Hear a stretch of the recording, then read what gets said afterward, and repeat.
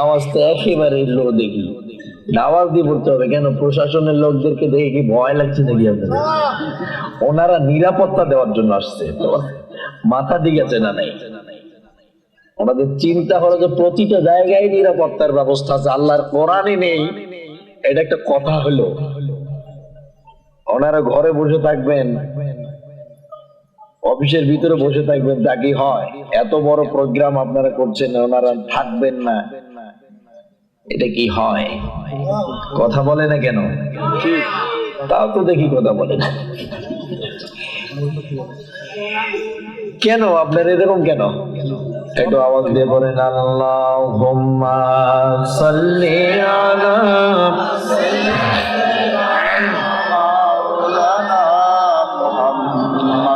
ওয়া আলা আলি সাইয়্যিদিনা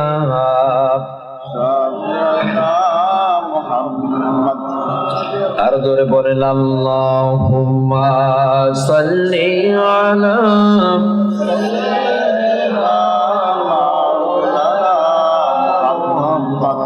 ওয়া আলা আলি সাইয়্যিদিনা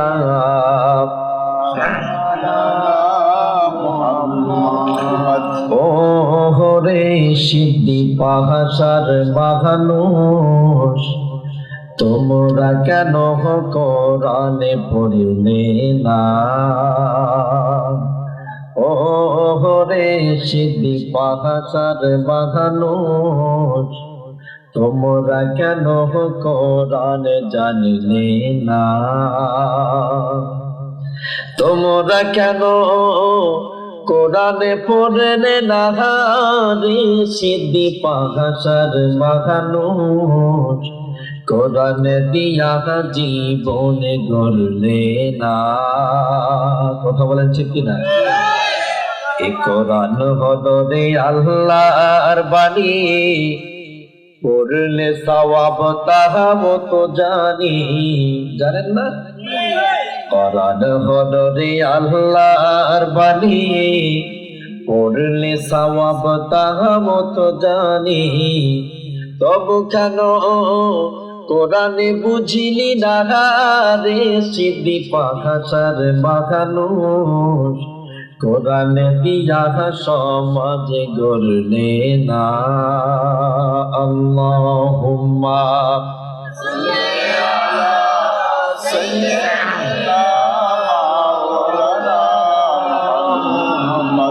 ওয়া আলা আলি সাইয়্যিদিনা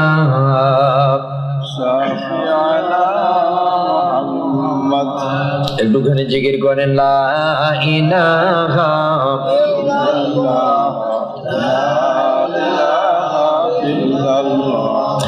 লা ইলাহা। আপনারা যেভাবে জিকির করতেছেন শুনেন, যেভাবে আপনারা জিকির করতেছেন, নবীজির জামানায় যখন আল্লাহর নবী সাহাবায়ে কেরামদেরকে নিয়ে বসে কথাবার্তা বলতেন, কথাবার্তার ভাব আদান প্রদান করতেন, কোরআন হাদিস চর্চা করতেন, জিকির আজগার করতেন, তখন আবু জাহেল কোথাও থেকে এসে চোখ রাঙিয়ে দাঁত কটমট করে চাবা দিয়ে বলতো, বন্ধ কর তোর জিকির। তো আজকে কি এই শতাব্দীতে আবু জাহেল বেঁচে আছে যে আপনাদের বাধা দেবে? মাথা নড়ায় কেন? মুখ নেই? আবু জাহেল কি বেঁচে আছে?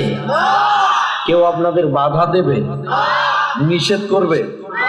মরা মানুষের মতো জিকির করতেছেন, কারণ দেখা আপনাদের কারো বিবেকের বিরুদ্ধে চলে যায়। এজন্য কি কোরআনের আয়াতের বিরুদ্ধে বিদ্রোহ ঘোষণা করবেন? কথা বলছে না কেন? কোরআনের আয়াতটাকে বাতিল করে দিবেন, নিষেধ করে দিবেন, বন্ধ করে দিবেন, স্তব্ধ করে দিবেন। কোরআনুল কারীমের আয়াত, এর ব্যাখ্যা বিশ্লেষণ, শানি নজুল, প্রেক্ষাপট, ইতিহাস, টিপ এবং টিপুনি সহকারে যদি কোনো মানুষের জীবনে না মিলে যায়, ও মানুষ যদি এ কোরআনের আয়াতকে সামনে রেখে মাথা নত করে ভুল শুধরিয়ে নিতে পারে, জাহান্নামের পথ থেকে বিতাড়িত হয়ে জান্নাতের পথে পরিচালিত হতে পারবে। আমরা যেন কোরআনুল কারীমের আয়াতগুলোকে মেনে চলতে পারি। যদি মানতে পারি, বুঝতে হবে এটা আমার ঈমান। আর যদি মানতে না পারি, বুঝতে হবে যে আমার ঈমান এটি নয়। বুঝতে পারছেন? বিশ্বনবীকে প্রশ্ন করা হলো, ইয়া রাসূলুল্লাহ সাল্লাল্লাহু আলাইহি ওয়াসাল্লাম, আপনার কথা অর্থাৎ হাদিস আর আল্লাহর মুখের বাণী কোরআনুল কারীমের যদি মিল না হয়, ডিসটেন্স তৈরি হয়, পার্থক্য তৈরি হয়ে যায়, তাহলে আপনার মুখের বাণী হাদিসটাকে বাতিল করে দেব, নাকি আল্লাহর কোরআনুল কারীম মুখের বাণীকে বাতিল করব? বিশ্বনবী বললেন, আমি এমন কোন কথাই বলি নাই যে কথাটা ওহী ছাড়া আমি আমার ব্যক্তিগত কথা বলেছি, যার সাথে কোরআনের আয়াতের মিল থাকবে না, ওটা আমি রাসূলের কথা নয়, ওটা হাদিস নয়, ওটা হলো বানোয়াট কিসসা কাহিনী। সাহাবীরা বললেন, হুজুর তাহলে বাতিল করব কোনটা, কোরআনের আয়াতকে নাকি হাদিসকে? বিশ্ব নবী বললেন, নিঃসন্দেহে আমার মুখের বাণীটারে তোমরা বাতিল করে দাও। যে কথাটার সাথে কোরআনের আয়াতের মিল হবে না, ওটা কোনো হাদিস নয়, ওটা ফাজলামি। কথা বলে ঠিক কিনা? কোরআনের আয়াতের সঙ্গে যে হাদিসটার মিল থাকবে ওই হচ্ছে হাদিস, আর যদি মিল না থাকে সেটি হাদিস নয়। ৫৯,৯৪৫টা হাদিস জাল করা হয়েছিল নবীজির গীবত করার জন্য। তার গীবত চতুর্দিকে ছড়িয়ে দেওয়ার জন্য জাল হাদিস তৈরি করে বিশ্ব নবীর অবমাননা করার চেষ্টা করেছিল জালিমের বাদশাগুলো। কথা বলেন ঠিক কিনা? কিন্তু আল্লাহর নবী বলেন, এগুলো একটিও হাদিস নয়, সবগুলোকে বাতিল করে দাও, শুধু এখন কোরআনুল কারীমের আয়াতকে ফলো করে চলো। এজন্য চলেন এবার আমরা চলে যাই কোরআনুল কারীমের কাছে, কোরআনকে জিজ্ঞাসা করি, আরে কোরআন, এই পৃথিবীতে আসলে কতজন নবী রাসূল এসেছিল, ওদের কাজগুলো কি ছিল, ওরা মানুষের সামনে কি উপস্থাপন করেছিল, তুমি বলে দাও। আল্লাহর কোরআন স্পষ্ট করে জানিয়ে দিচ্ছে, কি বলছে শোনেন, ইয়া কাওমি ইবুদুল্লাহ মা লাকুম মিন ইলাহিন গায়র।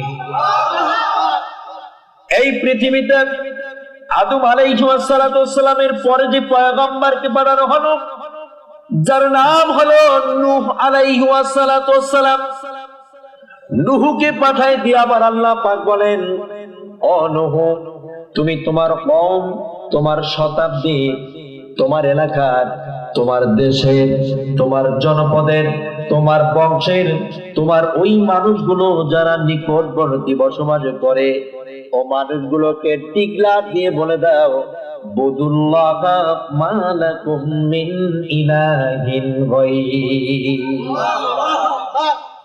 কওম ইবুদুল্লাহ, কওম মানে হচ্ছে দেশ, কওম মানে হচ্ছে জনপদ, কওম মানে হচ্ছে শতাব্দী, কওম মানে হলো এলাকা, কওম মানে হলো বংশ, কওম মানে হলো গোত্র।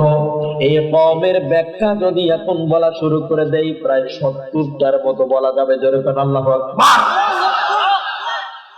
এই কওমের মানুষগুলোকে আল্লাহ তাআলা তার পথে আনার জন্য একটা দুটা নয়, কোরআনুল কারীম বলছে প্রায় 1,00,000 মতান্তরে প্রায় 2,24,000 নবী আর রাসূলকে আমার আল্লাহ পাঠিয়েছে। একটি জাতির ভিতরে 70,000 পয়গম্বরকে পাঠালো। এ জাতির নাম হলো বনি ইসরাইল জাতি। ভিন্ন দিকে কুরাইশ জাতির ভিতরে একজন পয়গম্বরকে পাঠানো হলো। ওদিকে বনি ইসরাইলের ভিতরে 70,000 পয়গম্বর। 70,000 পয়গম্বর কি একটি কথা আমার আল্লাহ বারবার বলেছেন, ইয়া কওমি ইবুদুল্লাহা মা লাকুম মিন ইলাহিন গায়রুহু। নূহকে বলা হলো, নূহ এসে পৃথিবীর মানুষগুলোকে বললেন, এই কওমের মানুষেরা এক আল্লাহর আইন মেনে চলো। তার আইন দ্বারা ব্যক্তিগত জীবন চালাও, সামাজিক জীবন চালাও, রাষ্ট্রীয় জীবন চালাও। আন্তর্জাতিক লেভেলে এ কোরআনের আদর্শ যদি মানতে পারো, মরতে দেরি হবে, জান্নাত পেতে দেরি হবে না। যখন নূহ আলাইহিস সালাম কথা বললেন, সঙ্গে সঙ্গে তার জাতির মানুষগুলো, কওমের মানুষগুলো, শতাব্দীর মানুষগুলো, এলাকার মানুষগুলো, জনপদের মানুষগুলো দুই শ্রেণীতে বিভক্ত হয়ে গেল। এক শ্রেণী চলে গেল হিজবুল্লাহর ভিতরে, আর এক শ্রেণী চলে গেছে হিজবুশ শয়তানের ভিতরে। কথা বলেন ঠিক কিনা? হিজবুল্লাহ মানে হলো আল্লাহর দল। কার দল? হিজবুশ শয়তান মানে হলো শয়তানের দল। কথা বলেন ঠিক কিনা? একটা হলো আল্লাহর দলের লোক, যারা নবীদের দাওয়াত পাওয়ার পরে দ্বীন গ্রহণ করলেন, দাওয়াত নিলেন, তাদের অনুসারী হয়ে গেলেন, ওরা হয়ে গেলেন হিজবুল্লাহর পথের লোক। কথা বলেন ঠিক কিনা? আর যারা নবীদের দাওয়াত গ্রহণ না করে বরং নূহকে মারল, মারার পরে কম্বল দিয়ে পেঁচিয়ে পাহাড়ের একটি গর্তের মধ্যে ডুবে দিল, আমার আল্লাহ পাক কোরআনুল কারীমের মধ্যে ঘোষণা করে বলে, ইয়াকুতুলুনাল বাইনান নাস ইয়াকুতুলুনান নাবিয়্যিনা বিগাইরিল হক। এরা আমার নবীদেরকে অন্যায় ভাবে হত্যা করেছে। কে বললেন? আল্লাহ। ইয়াকতুলুনান নাবিয়্যিনা বিগাইরিল হক। আমার নবীরা দাওয়াত দেওয়ার কারণে জালিমের বাচ্চাগুলো অন্যায় ভাবে তাদের হত্যা করে দিয়েছে। বিগাইরিল হক, তাদেরকে খতম করে দিয়েছি। হককে টুটি চিপে ধরে মারার চেষ্টা করেছে। আমার আল্লাহ পাক বলেন, বিগাইরিল হক, হককে কখনো মারা সম্ভব হবে না, বরং তোমরা বাতিল রাইতি হয়ে যাবে। হক চিরস্থায়ী, কিয়ামত পর্যন্ত থাকবে। ইসলাম হলো চিরদিনের শান্তি সুখের নিশানা। ইসলাম ছাড়া অন্য সবই জাহান্নামের ঠিকানা। কথা বলে না কেন? ইসলাম হলো চিরদিনের শান্তি সুখের নিশানা। ইসলাম ছাড়া অন্য সবই জাহান্নামের ঠিকানা। শান্তির আশায় দেশের মানুষ দৌড়াইতেছে দেখো হইয়া বেহুশ। শান্তির আশায় দেশের মানুষ দৌড়াইতেছে দেখো হইয়া বেহুশ। মরিচিকার পিছে করে জীবন মরণ সাধনা। ইসলাম ছাড়া অন্য সবই জাহান্নামের ঠিকানা। ওদের পিছে ঘুরে যারা ইবলিসের নাতি তারা, ওদের পিছে ঘুরে যারা ইবলিসের চেলা তারা, সময় মতো খাইবে ধরা, সামসামি সেদিন চলবে না। কোন দিন? কিয়ামতের মাঠে চলবে। সময় মতো খাইবে ধরা, চামচামি তো চলবে না। ইসলাম ছাড়া অন্য সবই জাহান্নামের ঠিকানা। ওদের ওই ধোকার পিছে ঘুরিস না তোরা শুধুই মিছে।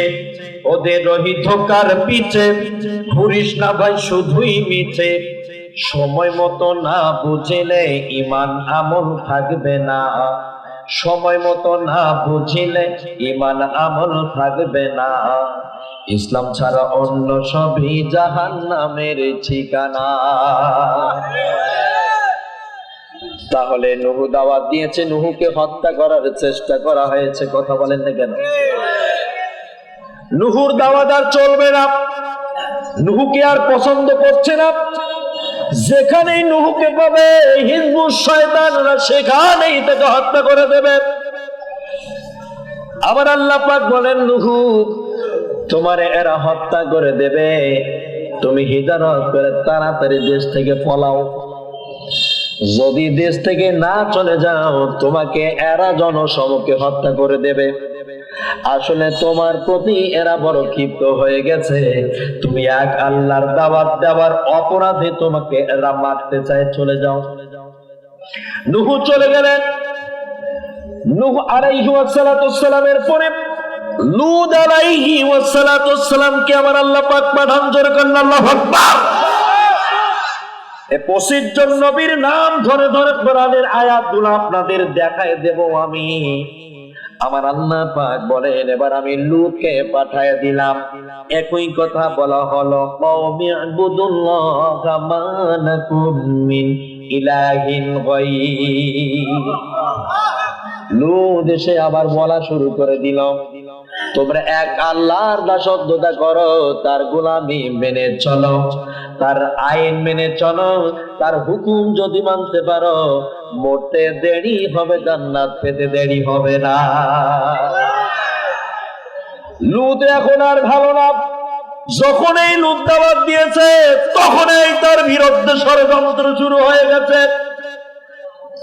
লূত আর থাকতে পারতেছে না, এরপর লূতের দাওয়াত আর চলবে না। আমার আল্লাহ পাক এরপরে মূসা আলাইহি ওয়াসসালাতুস সালামকে পাঠালেন। মূসাকেও পাঠায় দিয়া এই আয়াত বলার আগে বললেন, ইযহাব ইলা ফিরআউনা ইন্নাহু তাগা। হ্যাঁ মূসা, তুমি যাও ফিরআউনের কাছে।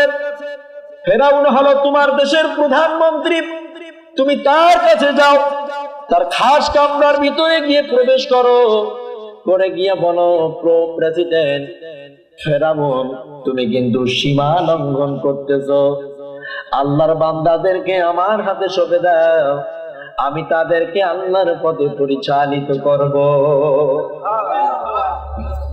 এ বাংলার জমিনে কারো বাপের বাড়ার সাহস আছে নাকি, মুখের পাড়া আছে নাকি প্রধানমন্ত্রীকে গিয়ে দাওয়াত দিতে পারবেন এইভাবে? আসলে আপনি কিন্তু ইসলামের বিরুদ্ধে চলে যাচ্ছেন, আপনি দ্বীনের পথে আসেন, ওকে দেশ থেকে বের করে দিবে। কথা বলে না কেন? আপনি কি রাষ্ট্রপ্রধানকে গিয়ে বলতে পারবেন আপনি কিন্তু এইটা কাজ ঠিক করতেছেন না? বলতে পারবেন কি? তাহলে সেই শতাব্দীতে, সেই যুগে জাহিলিয়াতের আবহাওয়া যখন ছিল, মূসা আলাইহি ওয়াসসালাতুস সালাম এসে ফিরআউনের খাস কামরার ভিতরে ঢুকে প্রেসিডেন্টের সামনে দাঁড়িয়ে বলতেছে, ফিরআউন তুমি কিন্তু সীমা লঙ্ঘন করতেছো, আল্লাহর বান্দাদেরকে আমার হাতে সঁপে দাও, আমি তাদেরকে দ্বীনের পথে পরিচালিত করে দেই। ফিরআউন কি তার সালামাল কি দিয়েছিল? হ্যাঁ, ফিরআউন বলে বান্দাদেরকে এক্ষুনি গ্রেফতার করো। 6 মাসের জন্য কারারুদ্ধ করা হলো। কয় মাস? 6 মাস। মূসা এবং হারুন দু ভাইকে গ্রেফতার করে জেলের ভিতরে ডুবিয়ে দেওয়া হলো। খাবার নাই, মানসিক কষ্ট দেওয়া হলো, তাদের দৈহিক কষ্ট দেওয়া হলো, বিভিন্ন দিক থেকে তাদের দুজনকে প্রেসার ক্রিয়েট করা হলো। শুধু একটাই অপরাধ, লা ইলাহা ইল্লাল্লাহু মুসা কারীমুল্লাহ। অপরাধ কি? কার দাওয়াত? কথা বলে না কেন? দাওয়াতটা কার? মূসা ও হারুন গ্রেফতার হয়ে গেল। মুসা যখন বন্দী, এখন তো দাওয়াত থেমে থাকলে হবে না, দুনিয়ার জমিনে মানুষগুলোর কাছে তো দাওয়াতের আগাম বার্তা পাঠানো প্রয়োজন আছে না নাই? দাওয়াত যদি না আসে, নবী রাসূলরা যদি না আসে, তাহলে মানুষেরা পুঞ্জীভূত অন্ধকারের ভিতরে ডুবে ডুবে জাহান্নামী হবে। জাহান্নামের পথ থেকে টেনে এনে কি করে জান্নাতের মুখী করা যায়, সেই চিন্তায় মাতোয়ারা ছিল নবী এবং রাসূলরা। মুসা যখন বন্দী, আবার আল্লাহ পাক সঙ্গে সঙ্গে এবার ইব্রাহিম আলাইহিস সালামকে পাঠিয়ে দিল। দরকার আল্লাহু আকবার। ইব্রাহিম আলাইহিস সালাম আসলেন। ইব্রাহিমকে আমার আল্লাহ পাক বলছেন, আরে ইব্রাহিম, তোমারে আগে মানুষকে দাওয়াত দেওয়া লাগবে না, তুমি তোমার নিজের বাপকে আগে দাওয়াত দাও। দরকার আল্লাহু আকবার। তুমি তোমার নিজের ঘরটা আগে ঠিক করো, তুমি তোমার নিজের বাপকে আগে দাওয়াত দাও। তোমার বাপ হলো নমরুদের ডান হাত। তুমি জানো না রে ইব্রাহিম, তোমার বাপ হলো আজর কুমার, আর তোমার বাপ হলো নমরুদের ডান হাত। তুমি কি জানো তোমার বাপ আর নমরুদের মধ্যে কোনো ডিফারেন্স নাই, কোনো পার্থক্য নাই? তুমি কি জানো এই নমরুদের যে শাস্তি হবে, তোমার বাপ আজর কুমারও ঠিক ওই পথে যাবে। নিজের ঘর আগে সামলাপ, মানুষকে দাওয়াত দেওয়া বন্ধ করে নিজের বাপকে গিয়ে বলো, ও আমার আব্বা, আমি আল্লাহর পক্ষ থেকে এসেছি, আমি এমন ইলম পেয়েছি, আমি এই দিনের দাওয়াত আপনাকে দিচ্ছি, আপনি যদি গ্রহণ করতে পারেন কপাল খুলে যাবে, আপনি জান্নাতি হয়ে যাবে। যখন ছেলের মুখে দাওয়াতির কথা শুনলেন, আল্লাহর মুলকিয়াতের কথা শুনলেন, আজর কুমার নিজের জন্মদান করা ছেলের বিরুদ্ধে অ্যাকশন নিল। নমরুদের কাছে গিয়া বুদ্ধি পরামর্শ করে বলল, আমার ছেলে ইব্রাহিম কেন জানি অন্য খোদার কথা বলে, আমি এগুলো সহ্য করতে পারি নাই, এত মানুষের মাথা নষ্ট করে দেবে, তাড়াতাড়ি কি করা যায় তাই আপনি করেন, আমি রাজি আছি। নমরুদ বলল, তাহলে 40 দিন ধরে একটা আগুনের কুণ্ডলী সাজিয়ে দাও, তোমার নিজের ছেলে ইব্রাহিমকে পুরো সারখার করে দাও। এই দিনের দাওয়াত দেওয়ার অপরাধে আজর কুমার নিজের জন্ম দেওয়া বাচ্চাকেও ছাড় দেয়নি, আগুনে নিক্ষেপ করেছে। কথা বলতে কিনা? এখান থেকে প্রমাণিত হলো, আজও আপনি ইসলামের দাওয়াত দিবেন, হক বলবেন, আপনার বাপে আপনার বিরোধিতা করবে, আপনার বাপে আপনার ঘর থেকে বের করে দেবে।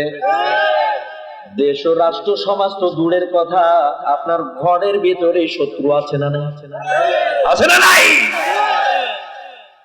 ইমাম আজম আবু হানিফার কাছে একজন মুশরিক গেছে, প্রত্যেক দিন একটা করে মাসালা নিয়ে যায়। হুজুরকে জিজ্ঞাসা করে, হুজুর আমার মাসালাটার উত্তর দিবেন, কিন্তু হুজুরের সামনে গিয়ে মাসালা জিজ্ঞাসা করছে, হুজুর বলেন তো পায়খানাটা মিঠা না তিতা? পায়খানা কি মিঠা না তিতা? ইমাম আজম আবু হানিফা বললেন, তুমি কি মুখের কথা শুনে বিশ্বাস করবে, নাকি তুমি প্র্যাকটিক্যালে জানতে চাও কোনটা? মুশরিক বললেন, হুজুর মুখের কথা তো প্রায় শুনি, এটা কম বিশ্বাস হয় হুজুর, আর কত শুনি, এরা তো সবাই বলে যায়, এই একটা অবিশ্বাস হয় না হুজুর, প্র্যাকটিক্যালে যদি থাকে তাহলে করেন, ভালোই হয়।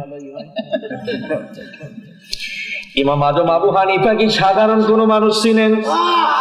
বিচক্ষণতার সাথে বলে দিলেন, শুনে রাখো এই মুশরিক, তোমার এই পায়খানাটা সম্পর্কে স্পষ্ট করে আজ দলিল দিয়ে দেব।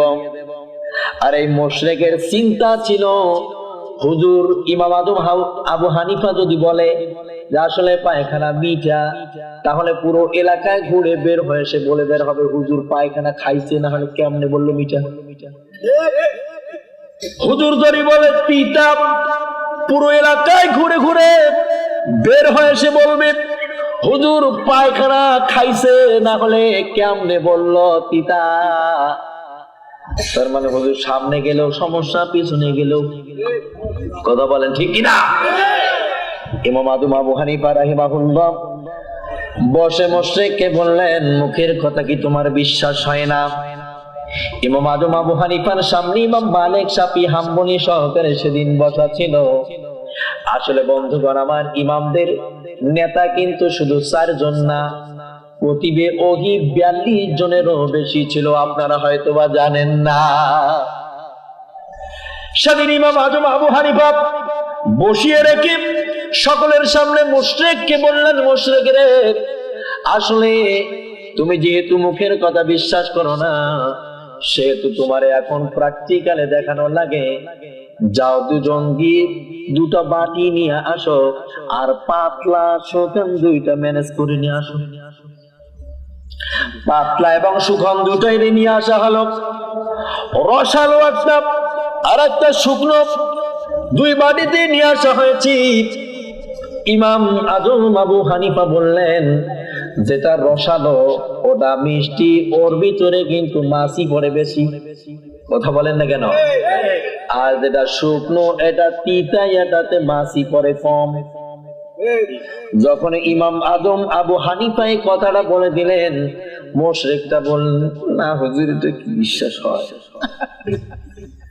ইমাম আবু হানিফা বললেন, তুমি বললেও বিশ্বাস করতে পারো না, যেহেতু এখন তোমার জন্য আরো একটা ট্যাবলেট আছে, সেটা হলো এই বেটা মুশরিককে 5 বেলা ফালাইয়া এরে পাতলা শুকান 2টারে খাওয়াইয়া দাও।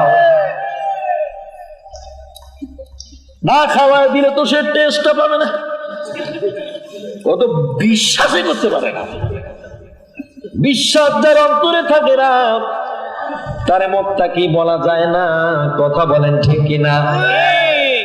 আবার আল্লাহ পাক বলেন, আমি এবার ইব্রাহিমকে পাঠালাম, ইব্রাহিমকেও ওরা হত্যা করে দিয়েছে যখন। এরপরে আমার আল্লাহর নবী ইব্রাহিমের দোয়া ফল হিসেবে পৃথিবীর জমিনে আসলেন।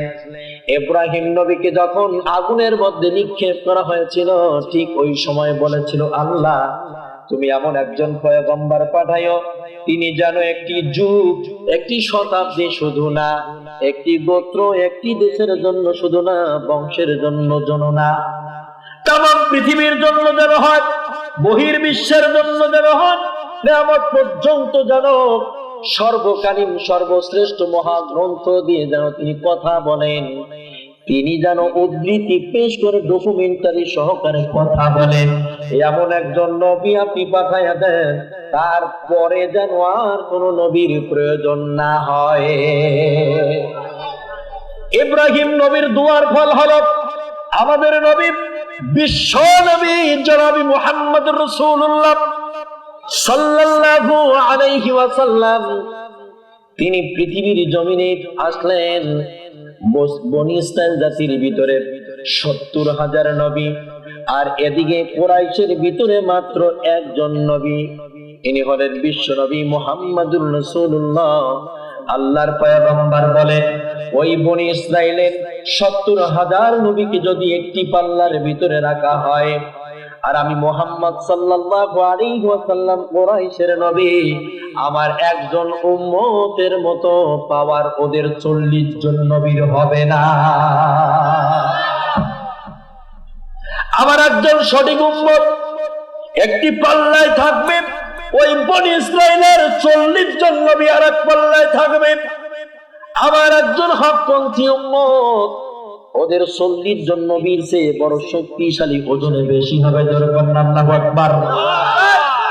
আমার নবীজি দুনিয়ার জমিনে আসলেন, আমার আল্লাহ পাক বললেন নবীজিকেও এই কথাইয়া,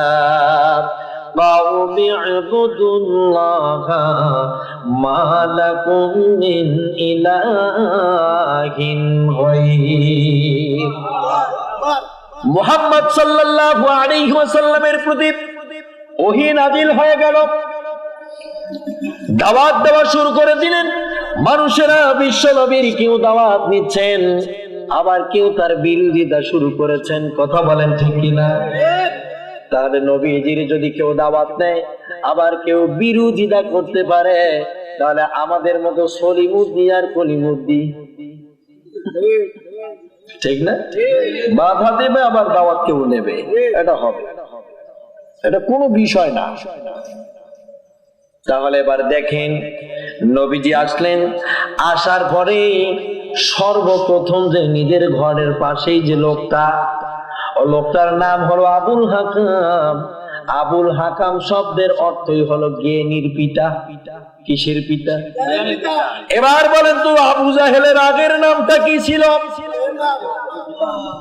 আবু জাহেলের আগের নামটাই ছিল আবুল হাকাম। আবুল হাকাম মানেই হলো জ্ঞানীর পিতা, তার মানে আবু জাহেলের নামই হলো আবুল হাকাম। যখন নবীজি বিশ্ব নবী আবু জাহেলকে এই কালেমার দাওয়াত দিতে গেলেন, আবু জাহেল যখন প্রত্যাখ্যান করে দিলেন, আল্লাহর নবী তখনই বললেন, ও চাচা, আপনি আবুল হাকাম নন, নন, আপনি আজ থেকে হলেন আবু জাহেল।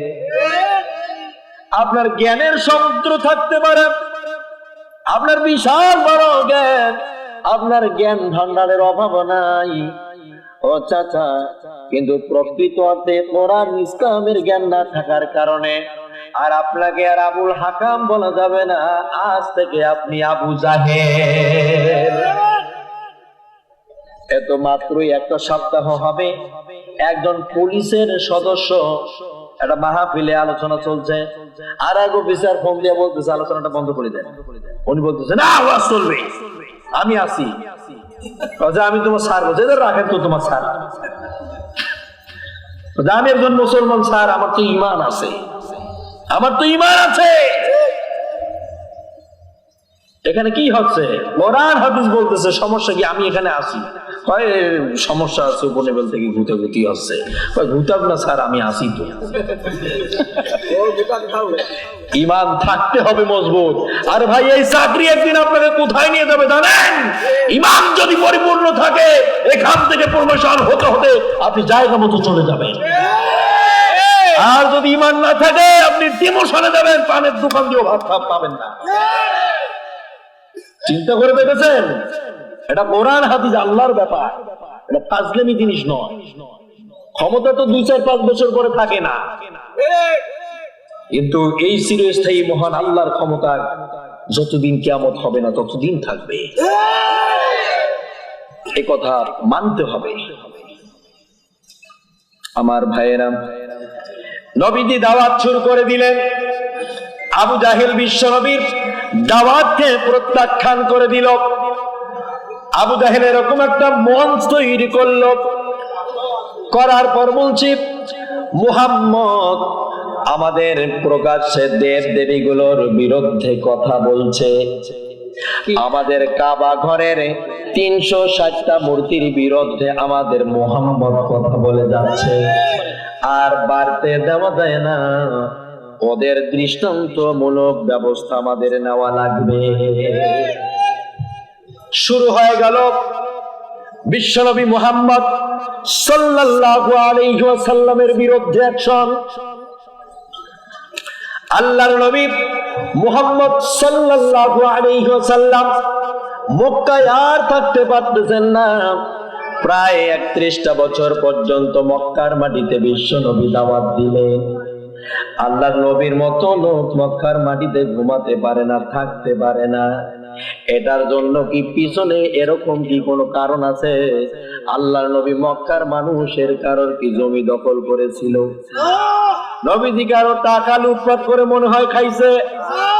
নবীজি কারো ঘর বাড়ি দুয়ার মনে হয় দখল করছিল? তাহলে কেন উনি মক্কায় থাকতে পারবেন না? কারণটা কি?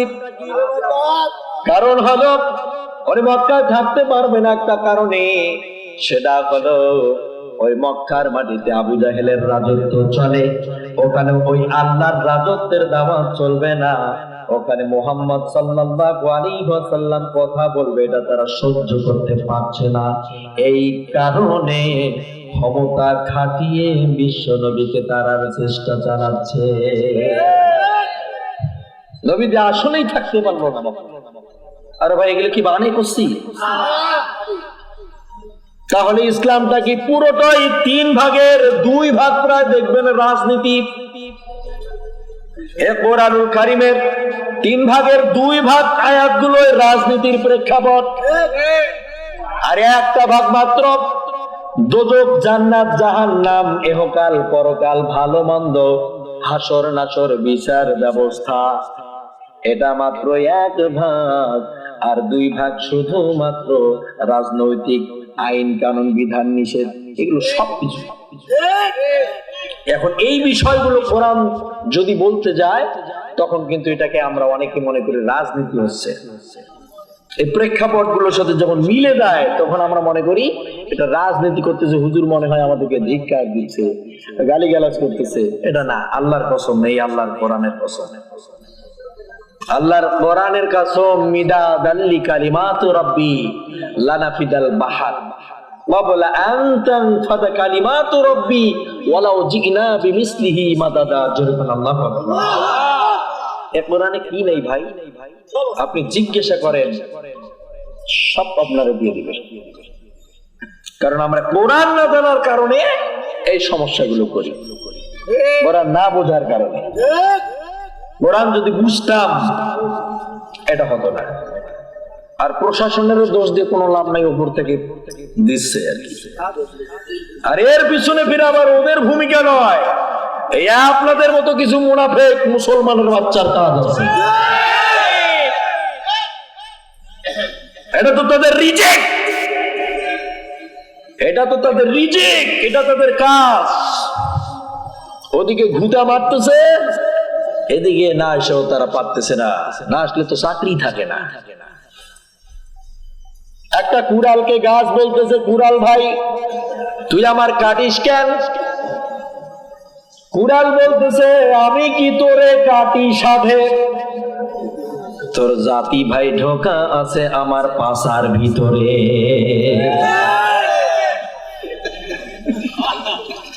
আমি কি তোরে কাটি সাধে?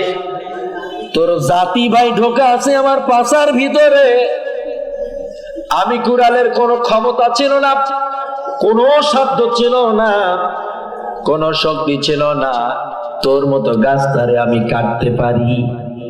তোর জাতি ভাই গাছ, আমি কুড়ালের পাছার ভিতরে ঢোকা আছে, আর ওই গাছ আমাদের সাহায্য করছে, শক্তি সঞ্চার করতেছে।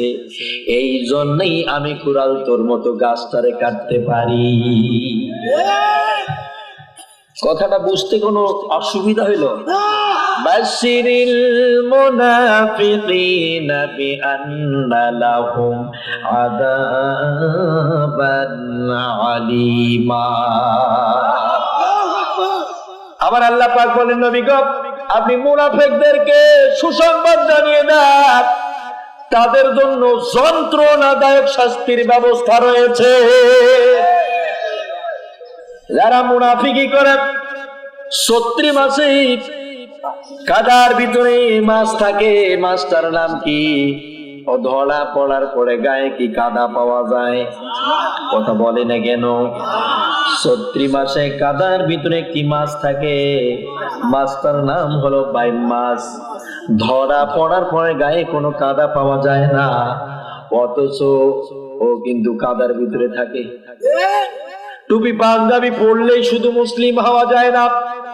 ইস্তাগফির লাহুম আও লা তাস্তাগফির লাহুম ইন তাস্তাগফির লাহুম ৭০ মাররাতা। ও নবী, ওই মানুষগুলোকে মুসলমান বলা যাবে না। মুসলমান তো দূরের কথা, জানাজা নামাজেও আপনি যাবেন না। মাররাতান ফালাইয়াগফিরাল্লাহু লাহু। আপনি নবী নিজেও যদি ওদের জন্য তওবা করেন, তারপরেও দোয়া কবুল করা হবে না। কে বললেন? মনে হয় আমি এটাও বানাই বললাম। সূরা তওবার ৮০ নম্বর আয়াতটা কি চোখে পড়লো না কোনদিন? ওযু ভাঙার কারণ আছে না নাই? নামাজ ভাঙার কারণ আছে না নাই? এরপরে যাকাত ভঙ্গের কি কারণ নাই? হজ ভঙ্গের কারণ কি নাই? এই ইবাদত গুলো ভঙ্গ হয়ে যাওয়ার যদি কারণ থাকে, তাহলে কি মুসলিম জীবন থেকে ভঙ্গ অর্থাৎ ডিলিট হয়ে যাওয়ার কি কোনো কারণ নাই? অবশ্যই সে কারণ, তার নাম হলো কোরআনের আয়াতকে অস্বীকার করা, আর অস্বীকার করাটাই হলো কুফরি করা, আর কুফরি যে করলো সেই কাফের হয়ে গেল। আপনি মশারির ভিতরে যখন ঢুকেন, কিসের ভয়ে আপনি ঢোকেন? কথা বলে না কেন? তা আপনি পুরাটায় ঢোকেন নাকি অর্ধেকটা? আপনি যখন লেফটিনে যান, আপনি অর্ধেক করে বের হন নাকি ফুলটা করে আসেন? আপনি খাওয়ার সময় ফুলটা করেন নাকি অর্ধেক? কোথা বের হয় না কেন? আপনি সব জায়গায় ফুলটা করেন, কিন্তু ইসলামের সময় অর্ধেকটা মানেন, যেটা সুবিধা হবে, যেটাতে কোনো সমস্যা নাই ওইটা করবেন, আর যেটা সমস্যা আছে ওইটা করলে আপনার সমস্যা হবে, আপনি ওইটা করবেন না। আপনি তো 3 কোয়ার্টার ইসলাম মানতেছে, আপনি তো অর্ধেক ইসলাম মানলেন। আপনার এই ইসলাম দিয়ে কি হবে, কি করবেন আপনার জীবনে? বন্ধুগণ আমার, মাথা গরম করে ওয়াজ করে কোনো লাভ নাই। এই পয়েন্টগুলো যখন মানুষকে মনে করে দিতে পারবা, তখন সে মুসলিম জীবনে একটু ভাববে, চিন্তা করবে, আসলে এটা কি বলে গেল হুজুর, আসলে একটু দেখা দরকার আছে না নাই? গবেষণা যখন করবে, এই মেধা বুদ্ধিকে যখন কাজে লাগাবে, আমার আল্লাহর নবী বলেন, কোরআনকে নিয়ে যারা চিন্তা করবে, ফিকির করবে, ওর হেদায়েত 100% হবে। আপনি যদি স্বর্ণকে আগুন দিয়া জাল দেন, গলাতে পারবেন? তাহলে স্বর্ণকে গলাতে গেলে কি লাগবে? সোহাগা যদি আপনি স্বর্ণের উপরে একটু ছিটে দেন, তাহলে স্বর্ণ আপনার গলে যাবে, পানি হয়ে যাবে। যেমন কোরআন ছাড়া অন্য আলোচনা দিয়া মানুষের হেদায়েত হবে না, ঠিক তেমন আল্লাহর নবী মক্কায় আর থাকতে পারলেন না, মদিনায় চলে আসলেন। মদিনায় আসার পরে একজন লোকের সঙ্গে তার দেখা হয়ে গেল। লোকটার নাম হলো আব্দুল্লাহ ইবনে উবাই ইবনে সুলুল। লোকটা হলো মুনাফিকদের নেতা, মুনাফিকদের ক্যাপ্টেন। বিশ্বনবী বললেন, উবাই রে, আমি মক্কার মাটিতে মানুষগুলোকে হাতে ধরেছি, পায়ে ধরেছি, বুঝাইছি, এই দিনের পথে আসো, চুরি ডাকাতির ভয়, রাহাজানির ভয়, নিরাপদে থাকতে পারবা। জীবনের ভয়, এগুলো থেকে, লাঞ্ছনা থেকে, গঞ্জনা থেকে যদি বাঁচতে চাও, কোরআনের নীতিমালাকে মেনে নাও। মক্কার মানুষগুলো আমার কথা না শুনে বরং আমাকে থাকতে দিল না রে, আমি মদিনায় চলে আসলাম, দাওয়াত গ্রহণ করো। উবাই ইবনে সুলুল বলে দিলেন, না, এখানে শুধুমাত্র আবু জাহেলের খেদমত চলে, আর অন্য কারণ না।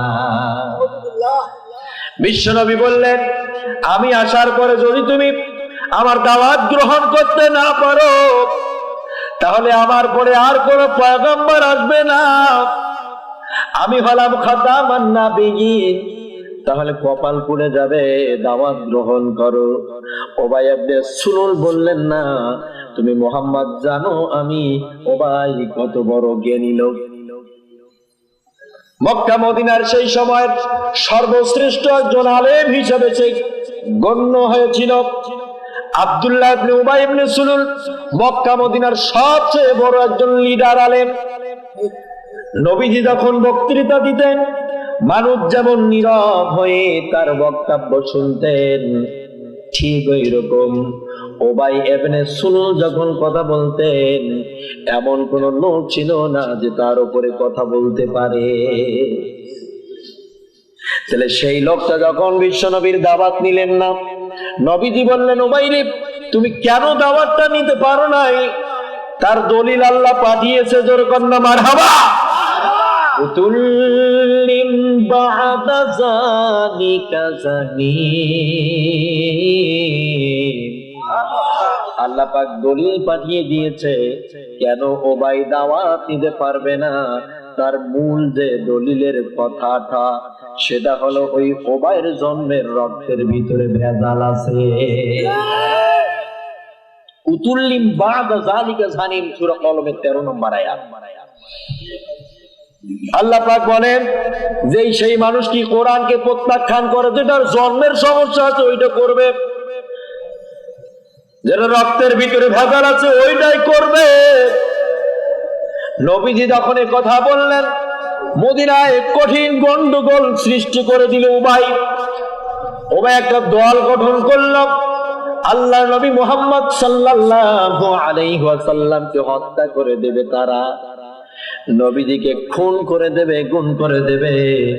গুম করে দেওয়ার যখন ভয় দেখালো, নবীজি তখন আরাকামের ঘরের মধ্যে লুকিয়ে লুকিয়ে দিন প্রচার করেছে। আল্লাহর নবীর উপরে জালেমরা যেমন অত্যাচার নিপীড়ন চালিয়েছিল, আজও ঠিক ওই রকম হকের পথে যারা থাকবে তাদের প্রতি আসবে। এক চুলও আপনি পার্থক্য করতে পারবেন না, এক চুলও আপনি ডিফারেন্স দেখাতে পারবেন না। আমরা দাওয়াত দিয়া লাথি গুড়ি ঘুষি জেল খাটমু মরমু, আর তুমি দাওয়াত দিয়া পোলাও রান্না করে তোমার খাওয়াবে গরুর মাংস মুরগির মাংস দিয়া। তাহলে বোঝা গেল তোমার দাওয়াত আর আমার দাওয়াতের মধ্যে শুধু আসমান আর জমিনে পার্থক্য নয়, আসমান আর পাতালের মধ্যে তফাৎ আছে। বুঝতে হবে আল্লাহর পয়গম্বরকে লুকে লুকে দিনের দাওয়াত দিতে হচ্ছে। আল্লাহর নবীর মতো মানুষ লুকিয়ে লুকিয়ে দিন প্রচার করছেন। উবাই ইবনে সুলুল হাতের মধ্যে তরবারি নিয়ে প্রতিদিন তাকে খুঁজে বের হয়, কোথায় মুহাম্মদ, তার গর্দানটা এই মাথা থেকে আলাদা করে দেব। নবীজির সাহাবীর সঙ্গে উবাই ইবনে সুলুলের সাক্ষাৎ হয়ে গেল। খারাপ লাগতেছে? উবাই ইবনে সুলুলের সাক্ষাৎ হয়ে গেল নবীজির সাহাবীর। নবীজির সাহাবী বললেন, উবাই রে, কি ব্যাপার? তুমি যে আজকে দেখি রাগান্বিত হয়ে হাতের মধ্যে তরবারি নিয়ে মরুর উপরে চলছো, কোথায় যাও? উবাই ইবনে সুলুল বলছে, নবীর সাহাবী রে, তুমি জানো না তোমার নবী মুহাম্মাদের গর্দান থেকে আজ মাথাটাকে আমি আলাদা করে দেবো। জোরে করে নাউজুবিল্লাহ। মাথাটাকে গর্দান থেকে আলাদা করে দেব। নবীজির সাহাবী বললেন, রে উবাই, মুখ সামলে কথা বল। আল্লাহর নবীর সাহাবী তোর সামনে এখনো দাঁড়িয়ে আছে, এই শরীরে একটা ফোঁটা রক্ত থাকা অবস্থায় আমার নবীকে মারতে চাবি, গর্দান থেকে মাথাটা আলাদা করতে চাবি, আর আমি তোর মুখের দিকে দেখবো আর আঙ্গুল চুষবো, তা কিন্তু হয় না। খাপ থেকে তরবারিটা বের করে উবাই ইবনে সুলুলের সঙ্গে ধস্তাধস্তি হয়ে গেল। দুজনের মধ্যে লাগালাগি হয়ে গেছে। যখন হয়রান পেরেশান হয়ে উবাই তলোয়ার ফেলাই দিলেন, তখন আল্লাহর নবীর সাহাবী বললেন, উবাই, আল্লাহর নবী জীবনেও কোনোদিনও মক্কার মাটিতে একটা মিথ্যা কথা বলে নাই, যার কারণে মক্কার কাফির গুলো, মুশরিক গুলো, বেঈমান গুলো, মুনাফিক গুলো আল্লাহর নবীর নামের লকাব দিয়েছিল আল আমিন। নবীর নামের লকাব দিয়েছিল তারা আসাদিক। কথা বলেন ঠিক কিনা? বড় সত্যবাদী আর বড় বিশ্বাসী হলেন আল্লাহর নবী মুহাম্মদ রাসূলুল্লাহ। সেই নবী মক্কায় থাকতে পারে নাই, উনি দুটো লকাব অর্জন করেছে, ডিগ্রি অর্জন করে মক্কা থেকে মদিনায় এসেছে। আর তোমার এসে জারুদ সন্তান বলেছে তোমার রক্তের ভেজাল আছে, জন্ম তোমার ঠিক নাই, এ কথা আব্দুল্লাহর বেটা বলবে। আসলে তিনি জীবনেও কোনোদিনও মিথ্যা বলতে পারে না। তুমি তোমার মাকে গিয়ে জিজ্ঞাসা করো, তোমার জন্মের সময়ের খবর কিন্তু দুজন ভালো জানে। একজন হলো আল্লাহ আর একজন হলো তোমার মা। তো আল্লাহর কাছে তো যাওয়ার কোনো ক্ষমতা তোমার নাই, কোনো পাওয়ার নাই। তুমি তোমার মায়ের কাছে গিয়ে জিজ্ঞাসা করো যে আব্দুল্লাহর বেটা মুহাম্মদ মক্কা থেকে মদিনায় এসেছে, আমার যারও সন্তান বলেছে, মা আসলে সেটা সত্য না মিথ্যা একটু পরিষ্কার করে দাও। ওখান থেকে ব্যাক হয়ে মায়ের কাছে বুড়ি মার সামনে দাঁড়িয়ে বলতেছে, বুড়ি বেটি তাড়াতাড়ি জলদি বল। আব্দুল্লাহর বেটা মুহাম্মদ 32 বছর পরে মক্কা থেকে মদিনায় এসে আমাকে জারদ সন্তান বলেছে, আমার জন্মের নাকি ঠিক ঠিকানা নাই। আসলে কি তাই? বুড়িমা বলতেছে, রে বেটা উবাই শুনে রাখ, আব্দুল্লাহর বেটা মুহাম্মদ জীবনেও কোনোদিনও মিথ্যা বলতে পারে না।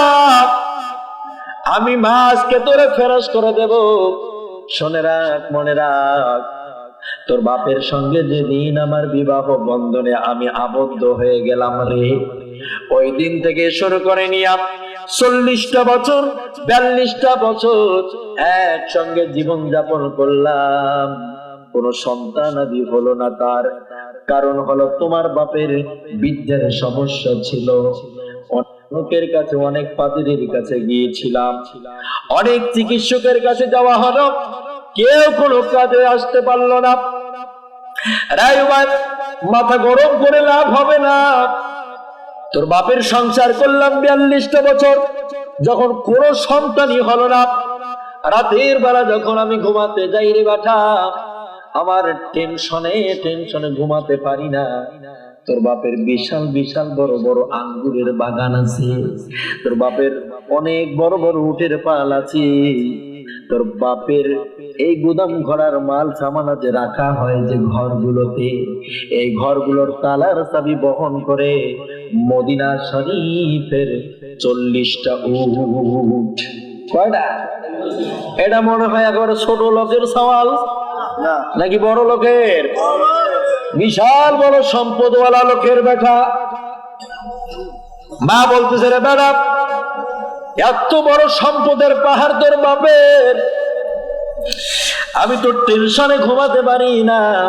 আমরা বয়োবৃদ্ধ হয়ে যাওয়ার পর আমাদের দেখাশোনা করবে তাকে, মারা গেলে আমাদের দাফন কাফন করবে কে, আর এই সম্পদের পাহাড় গুলো ভক্ষণ করবে কে, খাবে কে, দেখাশোনা করবে কারা? এই চিন্তায় টেনশনে আমি ঘুমাতে পারি না রে বেটা। একদিন রাতের মধ্যে আমার হঠাৎ করে একটা মাথার মধ্যে নতুন বুদ্ধি চলে আসলো। পৃথিবীর জমিনে তো মানুষের সন্তান হয় দুইটা সিস্টেমে, একটা হলো বৈধ, প্রশ্ন করছি আর একটা কি? একটা হলো বৈধ আর একটা হলো অবৈধ। এই বাটা, আমি যখন জানতে পারলাম বৈধ সিস্টেমে আমার কোনো সন্তান আদি আর হবে না, এখন অবৈধ পন্থা ছাড়া আর কোনো উপায় নাই, সেহেতু এখন আমি তোর বাপের একটা গরুর রাখালের সঙ্গে মোহাব্বত কে হয় জানা যারা মাল্লানাত কালিমাতুহু ওয়া জাম্বাত মাহাব্বাতাহু তৈরি করে ফেলেছি, মানে প্রেম শুরু করেছে। তোর বাপের একটা গরুর রাখাল ছিল, কোন একটা কাজের জন্য আমার বাসার ভিতরে খাস কামরায় প্রবেশ করেছিল, আর আমি ওকে টেনে ধরলাম। টেনে ধরার পরে আমার অভাবের ভিতরে তার বীর্য চলে গেল। ওখান থেকে 280 দিন পর যে সন্তানটা পৃথিবীর জমিনে ভূমিষ্ঠ হলো, রে উবাই ইবনে সুলুল রে, আল্লাহর পয়গম্বর বিশ্ব নবী জীবনে কোনোদিনও মিথ্যা বলেনি। আজ আমি তোর মা হয়ে তোর একটা টাকা সার্টিফিকেট দেব, শুনে রাখ। ওই আব্দুল্লাহর বেটা মুহাম্মদ বলেছে তোর জন্মের ঠিক নাই, আজ আমি মা হয়ে তোরে বলছি, আসলে তোর বাপের গরুর রাখালের সঙ্গে আমার অসৎ সম্পর্ক করে আমার পেটের ভিতরে যে সন্তানটা আসলো আর যে ভূমিষ্ঠ হলো, অন্য ভিন্ন আর কেউ না, আসলে আব্দুল্লাহ ইবনে সুলুল তুই ছাড়া আর কেউ হতে পারে না। আমি মা হয়ে সার্টিফিকেট দিয়ে দিলাম, আব্দুল্লাহর বেটা মুহাম্মদ মিথ্যা বলে নাই, তুই একটা জারজ সন্তান। ও ভাই কি সন্তান? ও ভাই কি সন্তান? ও ভাই হলো জারজ সন্তান, যার কথা সূরা কলমের 13 নম্বর আয়াতে বলা আছে। আমার আল্লাহ পাক বলেন, এই জারজ সন্তানটার মরার সময় কি হলো জানেন? এর মৃত্যুর সময় আব্দুল্লাহর উরুর উপরে পা রেখে মৃত্যুবরণ করতে যাচ্ছে, হঠাৎ করে এই উবাই ইবনে সুলুল তার নিজের ছেলের মুখের দিকে তাকিয়ে বলতেছে, বাবা রে, আমি তো মারা যাচ্ছি, আমার দুইটা ওসিয়ত আমার নবীজির কাছে বলে দিও সালাম দিয়ে। উবাই মারা যাওয়ার আগে বললেন, নবীজির নিজের গায়ের পাঞ্জাবিটা যেন আমি উবার জন্য কাফনের কাপড় হিসাবে দিয়ে দেয়। আর 2 নাম্বার হলো, আল্লাহর নবী নিজেই যেন আমার জানাজা নামাজের ইমামতি করে দেয়। লোকটা যখন মারা গেছেন, তার ছেলে দৌড় দিয়ে চলে গেল মসজিদ নববীর গেটে। ওখানে আল্লাহর নবী প্রায় 13 জন সাহাবীকে নিয়ে বসা আছেন। ওই জায়গায় দৌড় দিয়ে গিয়ে বললেন, আসসালামু আলাইকুম ইয়া রাসূলুল্লাহ, আমার বাবু ভাই একটু আগে মারা গেল। নবীজি 13 জন সাহাবীকে লক্ষ্য করে বললেন, নির্ঘাত লোকটা বড় ভালো ছিল। এই লোকটা জিহাদের ময়দানের জন্য টাকা দিয়েছে, ইসলামের জন্য বহুত পয়সা খরচ করেছে, অনেক জিহাদের ময়দানে নিজেও গিয়েছে। আমি নবীজি মসজিদ নববীর ইমাম ছিলাম, আর এই উবাই ইবনে সুলুল আমি নবীর পিছনে ছিল মুসাল্লি। এই নবীর সাহাবীরা শোনো ভালো করে, লোকটা মারা গেছে, ওসিয়ত করেছে 2টা, আমার গায়ের পাঞ্জাবি চেয়েছি, কর্তা চেয়েছে, আমি তার জন্য কর্তাটা দিয়ে দেব। যখন কর্তাটা খুলতে শুরু করলেন, ওই 13 জন সাহাবীর মধ্যে কোন সাহাবী কোনো কথা বললেন না। ডানের দিক দিকে একজন সাহাবী, তিনি লাফ দিয়ে উঠে বিশ্ব নবীর পাঞ্জাবিটা টেনে ধরে বললেন, ইয়া রাসূলুল্লাহ, আপনি কার জন্য পাঞ্জাবি দেন? এটা যে একটা শয়তান মরছে। কার জন্য পাঞ্জাবি দেন? এটা টাটকা শয়তান। কিসের আপনি পাঞ্জাবি দেন? বিশ্ব নবী বললেন, সাহাবীরা মৃত্যুর সময় ওসিয়ত করলে সে ওসিয়তটা মানা ওয়াজিব হয়ে যায়। কথা বলছে না কেন? অতএব ওয়াজিবটা মানে আদায় করার সুযোগ দিয়া দাও। কেন তুমি তার 2-4টা খারাপ আমলের কারণে বিরোধিতা করো? আমি তার জন্য পাঞ্জাবিটা দিয়ে দেব। আল্লাহর নবী শরীর থেকে তার কর্তা পাঞ্জাবিটা খুলে আব্দুল্লাহর হাতে তুলে দিলেন। পাঞ্জাবিটা নিয়ে দৌড় দিয়ে বাসায় চলে গেছি। বাসায় গিয়ে গোসল দিয়ে দিলেন মুনাফিক নেতা আব্দুল্লাহ ইবনে উবাই ইবনে সুলুলের। গোসল দিয়ে যাওয়ার পরে আল্লাহর নবীর গায়ের পাঞ্জাবি এই উবাই ইবনে সুলুলের শরীরের মধ্যে পরিয়ে দেওয়া হলো। লাশটারে নিয়ে আসা হলো মসজিদে নববীর বারান্দায়। নবীজি বললেন, সাহাবীরা বেরিয়ে আসো, তোমাদের ভাইয়ের জানাজা নামাজ এক্ষুনি শুরু হয়ে যাবে। বিশ্ব নবী বললেন, যখন সাহাবীদের মধ্যে 13 জনের মধ্যে 5 জন বেরিয়ে আসলো, এখনো একজন মসজিদে নববীর ভিতরে বসে আছে। উনি এখনো আকাশের দিকে তাকাচ্ছে। উনি আকাশের দিকে তাকাচ্ছেন আর মনে মনে বলছেন, আল্লাহ, আমি আজকে যে নিজের চোখটাকে বিশ্বাস করতে পারতেছি না। তোমার নবী আজ কার জন্য নিজের গায়ের পাঞ্জাবিটা দিল? যে লোকটার জন্য নিজের পাঞ্জাবিটা খুলে দিল, ওই লোকটা যে উহুদের ময়দানে আপনার নবীর বিরুদ্ধে অস্ত্র ধারণ করেছিল। ও সেই দিন উহুদের ময়দানে নিজের পকেটের টাকা দিয়েছিল বিশ্ব নবীকে, যান আপনি ইসলামের জন্য ঝাঁপিয়ে পড়ে। পিছনের দিক দিয়ে মোটা বাঁশ দিয়েছিল। এই লোকটার কারণে উহুদের ময়দানে 300 সাহাবীকে আব্দুল্লাহ ইবনে উবাই ইবনে সুলুল কুমন্ত্রণা দিয়েছে। প্রত্যেকের তাবুতে গিয়ে বলল, উবাই ইবনে সুলুল বলতেছিল, তোমরা যে এখনো এখানে আছো, তোমরা কি জানো ওই কাফিরদের সংখ্যা কত আর তোমাদের সংখ্যা কত?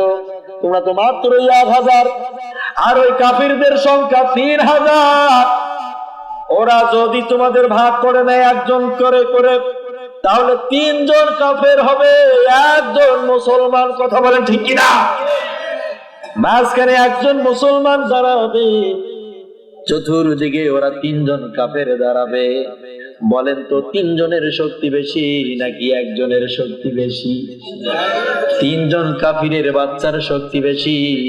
আল্লাহর নবী স্পষ্ট ভাবে বললেন, আমরা স্পষ্ট করে জানি এবং বুঝতেছি এই ময়দানে গেলে আমরা মরব, শহীদ হয়ে যাব। তোমাদের কারো কি কোনো আপত্তি আছে রে সাহাবীরা? বিশ্ব নবী বললেন যখন, সাহাবীরা বললেন তখন, জীবন চলে যায় যাবে, সে তো আল্লাহর পথেই যাবে। আর আজ আমরা কি বলি? লক্ষ কোটি মুসলিম পৃথিবীতে আজ থাকার পরে জালেমের বাচ্চাগুলো কোরআন হাদিস রাসূল আল্লাহকে গালি দেয়, নাস্তিক গুলো অপমান করে, লাঞ্ছিত করে, একটা কথা বলতে পারেন না। তাহলে আপনার মতো বোবা শয়তান আর কে আছে? আপনার মতো বোবা শয়তান কে? আপনার মতো টাটকা শয়তান কে হতে পারে? মরতে দেরি আছে, আপনার জাহান্নামে দেরি হবে না। ইসলামে এত সোজা জিনিস নয় যে পাকা কলা লিখাবেন আর কোট করে গেলে খাবেন, এইটা না। আপনার মানা লাগবে, আপনাকে অনুসরণ এবং অনুকরণ করতে হবে, তবে ইসলামকে মানা হবে। কথা বলেন ঠিক কিনা? একটা স্বামী রিক্সা চালাইয়া রোডে অ্যাক্সিডেন্ট করছে, তো দর দর করে রক্ত বের হয়ে পড়তেছে শরীর থেকে। বাসায় আসার পরে বউ তার গলা ধরে বলতেছে, প্রাণের স্বামী আমার, তুমি আমার জীবনের সবচেয়ে বড় দামি, আই লাভ ইউ। এখন বলেন তো, স্ত্রীটার কি এটা উচিত ছিল যে গলা ধরে আই লাভ ইউ বলা, নাকি রক্ত বন্ধ করা? এর নিচে রক্ত শূন্য হয়ে কিছুক্ষণ পরে তা মরবে, ওদিকে আর কোনো খেল খবর না, গলা ধরে বলতেছে আই লাভ ইউ। তোর আই লাভ ইউর গোষ্ঠী মারি, তোর ভালোবাসার গোষ্ঠী মারি, তোর মিলাদের গোষ্ঠী মারি রে। তোর মিলাদ দিয়ে কি হবে? আল্লাহর নবীর লাঞ্ছিত করছে, একটা কথা বলতে পারো না। তোর ভালোবাসার গোষ্ঠী মারি, শয়তানি কবে থেকে শিখছ? অনুসরণ অনুকরণ করা লাগবে। হাঁকাও গলা ধরে আপনি বলবেন ভালোবাসি, রক্ত বের হয়, তোরা শূন্য হয়ে মরবে। রক্ত শূন্য হয়ে মরবে না? এদিকে ইমান থাকে না, ইমান বরবাদ হয়ে যায়, তখনও দাবি করে আমি মুসলমানের বেটা। ঠিক না? নামের বড়াই কইরো না কেউ, নাম দিয়া কি হয়? নামের সাথে মিলবে না কারো কামের পরিচয়। আর মতি জিলে মতি নেই, আছে শুধু দিল, সোনার গায়ে সোনা নেই, আছে শুধু বিল। রাজা নেই শাহী নেই, রাজশাহী নাম, ঘোড়া নেই হাতি নেই, আছে শুধু বড় বড় আম। নামের বড়াই করো না কেউ, নাম দিয়া কি হয়? নামের সাথে মিলবে না কারো কামের পরিচয়। কাজ করে প্র্যাকটিক্যালে প্রমাণ করে দিতে হবে যে আমি মুসলিম। কথা বলেন ঠিক কিনা? এই মুসলিম নামটা বলার অপরাধে সাহাবীদেরকে ধরে ধরে কোরআন দিয়ে দ্বিখণ্ডিত করা হয়েছিল। আর আপনি সামান্য 2-4 দিনের জেলের ভয়ে বলতে পারেন না? 2-4 দিনের মারপিটনের ভয় পেয়ে আপনি বলতে পারেন না? কি ইমান নিয়ে বাঁচেন আপনি ভাই? মরতে দেরি হবে, জাহান্নাম যেতে দেরি হবে না। আমার আল্লাহ স্পষ্ট করে তো জানিয়েই দিলেন, ইন্নাল্লাযীনা আমানু ওয়া আমিলুস সালিহাতি কানাত লাহুম জান্নাতুল ফিরদাউসি নুজুলা। এই আয়াতটার ভিতরে 3টি কথা আছে, তার মধ্যে 2টা কাজ করতে হবে। 2টা কাজ করলেই 2টা কাজের একটা পুরস্কার দেবে কে? আল্লাহ। আর দরকার কে?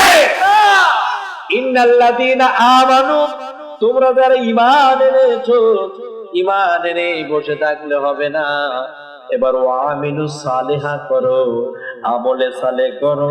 আমলে সালেহ মানেই হলো বুঝি অন্যের ক্ষতি করা। আমলে সালেহ মনে হয় আপনার জমিনের দিকে মাল্লিটা কেটে আপনার জমিটি একটা করে বাড়ি নেবেন, এটাই আমলে সালেহ। আমলে সালেহ মানে কি? নামাজ পড়বেন আবার নামাজের বিরোধিতা করবেন। আমলে সালেহ মানে কি? আপনি দ্বীনের প্রতিও থাকতে যাবেন, নবীকে গালি দিবে, আপনি একটা কথাও বলবেন না, এটা আমলে সালেহ। আমলে সালে মানে কি যাত্রা গান চলুক কোরআন বন্ধ? আমলে সালে মানে কি অন্যের মেয়ের বিয়ে ভেঙে দেওয়া? আমলে সালে মানে হলো নেক কাজ করা, ভালো কাজ করা, সৎ কাজ করা। এই আমলে সালে হলো একটা ফাইল, একটা কোড।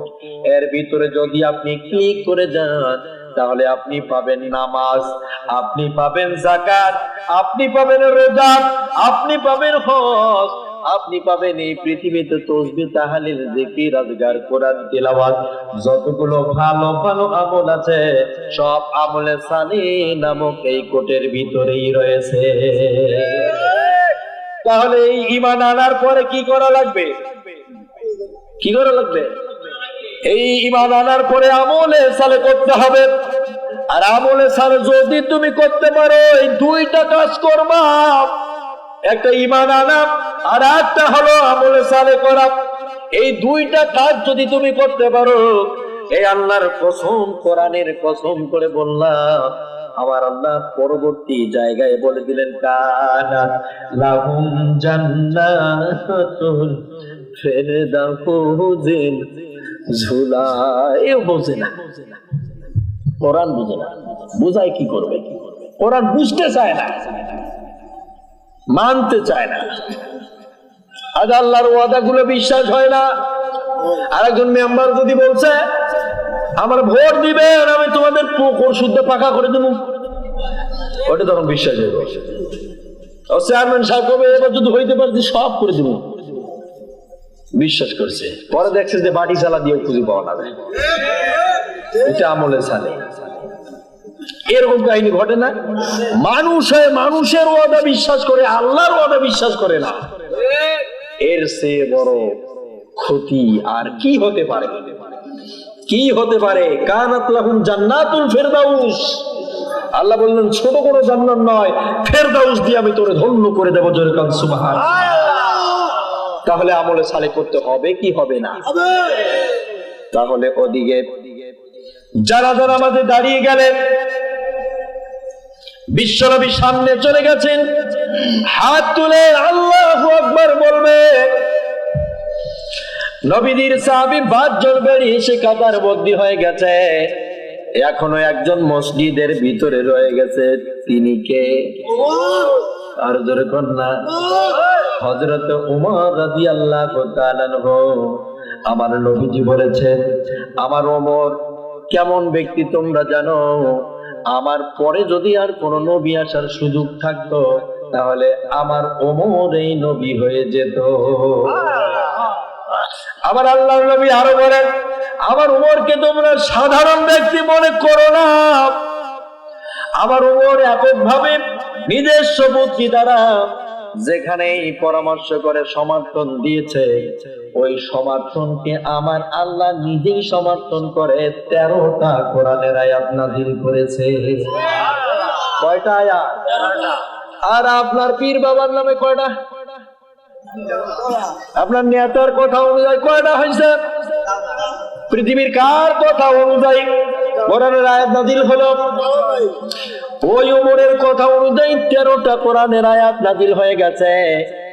সেই ওমর মসজিদে নববীর ভিতরে ও জানাজার কাতারে এখনো আসে নাই। জোরে কন্যা মারহাবা। ওর মনের ধারণা হলো আজ নবীজি নিজেই ইমাম হয়েছে তো কি হয়েছে, আমার তো একটা কমন সেন্স বলতে আছে। ওটা তো একটা শয়তান মরছে, আমার নিজের চোখে দেখলাম। নবী ইমামতি করাবে, তাই আমি ওমরের কি হয়েছে আমি যাব না, আমি তার বেলায় যেতে চাই না, পারি না। আমি আমার নিজের চোখকে বিশ্বাস করতে পারতেছি না। হ্যাঁ আমার আল্লাহ, আমি যে আজ নিজের চোখটারে বিশ্বাস করতে পারতেছি না, তুমি কেন এখনো কোরআনের একটা আয়াত নাযিল করো না? ওমর এটা মনে মনে ভাবতেছেন আর আকাশের দিকে বারবার তাকাচ্ছেন। ওই 5 জন সাহাবী যে পিছনে দাঁড়িয়ে আছে, নবীজি হাত তুলে আল্লাহু আকবার বলবেন, ঠিক ওই সময় চোখ দুটো যেন মসজিদে নববীর ছাদের উপরে চলে গেছে। মসজিদে নববীর ছাদের উপরে যখন চোখ দুটো চলে গেল, বিশ্বনবী দেখতেছেন কি জানো? আকাশ থেকে ধীরে ধীরে আসতেছে আর বলতেছে, তাস্তাগফির লাহুম আম লা তাস্তাগফির লাহুম ইন তাস্তাগফির লাহুম ৭০ মাররাতা। সূরা তওবার ৮০ নম্বর আয়াত এবারে নাযিল হয়ে গেল। জিবরাইল আমিন আসতেছে আর বলতেছে, নবীজি দাঁড়ান, কার জন্য আপনি হাত তুলতেছেন, নিয়ত করবেন, আপনি দাঁড়ান। ইস্তাগফির লাহুম আও লা তাস্তাগফির লাহুম, কার জন্য তওবা করবেন, দাঁড়ান না, আমি আগে যাই। নবীজির ডান দিকে এসে জিবরাইল আমিন থামিয়ে গেলেন, গিয়ে কানে কানে বলতে লাগলেন, ইয়া রাসূলুল্লাহ, আপনি কার জন্য এইভাবে আপনি হাত উঠাতে চাচ্ছেন, কার জন্য নিয়ত করবেন, কার জন্য দোয়া করবেন আপনি? নবীজি বলেন, ও ভাইটা মরছে, ওর জন্য একটু দোয়া করতে চাই। জিবরাইল আমিন বললেন, কোনো উপায় নাই। আল্লাহর নবীকে জিবরাইল আমিন বললেন, ৭০ বার যদি আপনি নিজেই নবী হয়ে এই মুনাফিকটার জন্য আপনি নিজেই তওবা করেন, আর নিজের মুখের লালা যদি ওর মুখে লাগায় দেন, নিজের ওযু করার পানি যদি ওর পুরো শরীরে আপনি ছিটায়া দেন, আপনি তো বেশ দিয়েছেন, আপনার গায়ের পাঞ্জাবি তোর গায়ে আপনি পরিয়ে দিয়েছেন। ও নবী, আপনি আরো যদি কিছু করতে চান করেন, কোনো সমস্যা নাই, কিন্তু ওকে আমার আল্লাহ কখনো মাফ করবে না। আল্লাহর প্রতি এতই বেশি রুষ্ট হয়ে গেছেন, রাগান্বিত হয়ে গেছেন, কারণ হলো ও উপরে উপরে আপনার টাকা দিয়ে সাহায্য করতো, ইসলামের জন্য বলতো যা, আর পিছনে পিছনে দিত বাস। এই জন্যে আমার আল্লাহ ওর প্রতি বড় রাগ হয়েছে। কথা বলেন ঠিক কিনা? এরকম চরিত্রের মানুষ আসে না নাই? আব্দুল্লাহ ইবনে উবাই ইবনে সুলুল লাশ হয়ে পড়ে আছে। নবীজি ভাবলেন, এই লোকটার জন্য যদি আজ দোয়া কবুল না হয়, লোকটা তো জাহান্নামী হয়ে যাবে। ওমর যখন দেখলেন, এবার নবীজি আর আল্লাহু আকবার বলে হাত বাঁধলেন না, আনন্দে আত্মহারা হয়ে মসজিদের ভিতর থেকে লাফিয়ে ঝাঁপিয়ে বের হলেন। আল্লাহু আকবার! মসজিদের ভিতর থেকে লাফ দিয়ে বের হলেন, আর মুস্কি হাসতেছেন আর আকাশের দিকে তাকাচ্ছেন। ওগো পরওয়ারে দিগারে আনো, তুমি তো কোরআনই বলেছো, লা তারফাউ আসওয়াতাকুম ফাওকা সাওতিন নবী, আমার নবীর কথার আওয়াজের উপরে তোমাদের কারোর আওয়াজ উঁচু করো না। আজকে কি নবীজি বেঁচে আছে? কে আছেন? নবীজির ওয়ারিস হলো উলামাতুল ওয়ারিসাতুল আম্বিয়া, আলেমরা হলো নবীজির ওয়ারিস। তারা যখন আজ মসজিদে আলোচনা দেয় বা ময়দানে কোরআন বোঝায়, তখন সাধারণ ব্যক্তিরা হুজুরদের থামিয়ে দেয়। আছে না নাই? এর মতো মূর্খ ব্যক্তি আর দুনিয়ার জমিনে দ্বিতীয়টা নাই। এজন্য ডক্টর শহীদুল্লাহ বলেছিল, এবারটা কি পাস করে আসলি? বলতেছে, স্যার আমি তো এলএলবি করলাম। বলতেছে, কিসের উপরে করলাম? বলেন, আমি তো আইন বিভাগ নিয়ে পড়ে ফেলাছি। তো বিশাল বড় জ্ঞান অর্জন করছো, কোরআন কি তুমি জানো না? বলে, না তো হুজুর, না তো স্যার। বলতেছে, তাহলে তুমি পণ্ডিত, ঠিক আছে, তোমার পণ্ডিতের সামনে আরো একটা লকাব লাগা দরকার, সেটা হলো পণ্ডিত মূর্খ। তুমি পণ্ডিত ঠিক আছে, কিন্তু মূর্খ। সব জ্ঞান আছে তোমার ভিতরে, কিন্তু কোরআনের জ্ঞান নাই। তোমার মতো মূর্খ আর কেউ না। ডক্টর শহীদুল্লাহ যদি এই কথা বলতে পারে, তাহলে আজ দুনিয়ার ডক্টরেরা, বিশেষজ্ঞরা, জ্ঞানীরা কি এটা ভাবে না কেন? আমার ভাইয়েরা, এবার লক্ষ্য করেন, নবীজি যখন থেমে গেলেন, জানাজা নামাজ আর পড়াতে পারতেছেন না, মনে মনে ভাবতেছেন, ৭০ বার যদি তার জন্য মাফ চাওয়া হয়, তওবা করা হয়, তারপরে তাকে মাফ করা হবে না। যখন জিবরাইল আমিন বললেন ৭০ বার তওবা করলেও মাফ হবে না, তখন নবীজি ঘাবড়িয়ে গেলেন, লোকটারে তো বাঁচাইতেই পারলাম না। আমার নবীজি দয়া মায়া সবচেয়ে বেশি ছিল সব মানুষের জন্য। কথা বলেন ঠিক কিনা? হোক সেটা কাফের, হোক সেটা বেঈমান, হোক সেটা মুনাফিক, হোক সেটা ফাসিক, যত মানুষ আছেন এই দুনিয়ার জমিনে সব মানুষের জন্য ভালোবাসা ছিল কার বেশি? মুহাম্মদ রাসূলুল্লাহ সাল্লাল্লাহু আলাইহি ওয়াসাল্লাম সবচেয়ে বেশি তার দরদ ও ভালোবাসা প্রেম ছিল। কথা বলেন ঠিক কিনা? এই নবীজি বুঝতে পারলেন লোকটাকে বাঁচাইতে পারলাম না। আপনার বাসার সামনে যদি একটা পুকুরের পানিতে একটা বাচ্চা পড়ে যায়, আপনি ওকে যদি তুলতে যান, তোলার সময় দেখা যাচ্ছে বাচ্চাটা আপনাকে কামড় দিতে পারে, একটা খামচানি দিতে পারে, আপনার চোখে একটা হানজারা দিতে পারে, আপনি কি এর ভয়ে ওরে পানি থেকে আপনি তুলবেন না? তুলবেন না? তাহলে তোর পানি সুব্বা খায় মরে থাকবে। তুলবেন না? কেন তুলবেন? কারণ তো বুঝেই না, ও কামড় দিবে, কামছাবে, খামড়া লাথি মারুক, গুড়ি দে, ও তো বুঝে না। আর ওরে এগুলো কামড়ানি খামসানি দেখে যদি আপনি মনে করেন না ওরে আমি তুলবো না, তাহলে তো পরবর্তী সময় মরে পড়ে থাকবে। একটা ফুলের সুগন্ধি যদি আপনি নিতে চান, গোলাপ, লাল টকটকে গোলাপ সুগন্ধি যদি আপনি নিতে চান, ছেঁড়ার সময় দুই একটা কাটার ঘুতা লাগে, আপনার একটু রক্ত বের হতে পারে। এই কাটার ঘুতা নিয়ে যদি আপনি ভয় করেন, তাহলে তো ফুলের সুগন্ধি নেওয়া হবে না। কথা বলেন ঠিক কিনা? একটা লেবু পেকেছে গাছে, কাটার ঘুতা লাগতে পারে, ওই কাটার ঘুতা ভয় লাগে, আপনার জীবনে ওই লেবু আপনি খেতে পারবেন না। আর ভয় থাকা যাবে না। আপনি যান না লেবুটা ছিঁড়তে যান, দুই চারটা কাটার না হয় ঘুতান খাইলেন, সমস্যাটা কোথায়? তাহলে পরে লেবুর মজাটা আপনি পাবে। আমার ভাইয়েরা, যারা বুঝে না তারা তো একটু ভুল করতে পারে, এজন্য আপনার তো আর ভুল করা যাবে না। আল্লাহ নবী যখন বুঝতে পারলেন লোকটাকে বাঁচাইতেই পারতেছি না, যেহেতু 70 বার তওবা করলেও আল্লাহ মাফ করবে না, সেহেতু তাহলে এবার 72 বার 80 বার করে দেখি তো আল্লাহ মাফ করে কিনা। নবীজি মানসিক ভাবে বা তৈরি হচ্ছেন, দেখি তো ওরা বাঁচাইতে পারি নাকি। আল্লাহ নবী মানসিক ভাবে তৈরি হলেন, এবার আল্লাহর কাছে প্রার্থনা করতেন। পাশেই তো দাঁড়িয়ে আছে জিবরাইল আমিন। আমার আল্লাহ ওয়ার্নার করে দিলেন, জিবরাইলকে বললেন, জিবরাইল আমার হাবিবকে জানিয়ে দাও, ফালাইয়া গফিরাল্লাহু লাহু।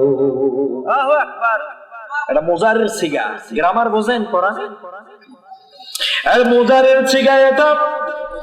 আল্লাহর নবীকে বলা হলো, ও নবী 70 বার আর 71 বার কি কিয়ামত পর্যন্ত যদি আপনি নিজেই নবী হয়ে এই মুনাফিকের জন্য আপনি তওবা করেন, আজকে ওর বিরুদ্ধে যে এই আয়াতটা নাজিল হয়েছে এখানে যে শেষ তা কিন্তু না।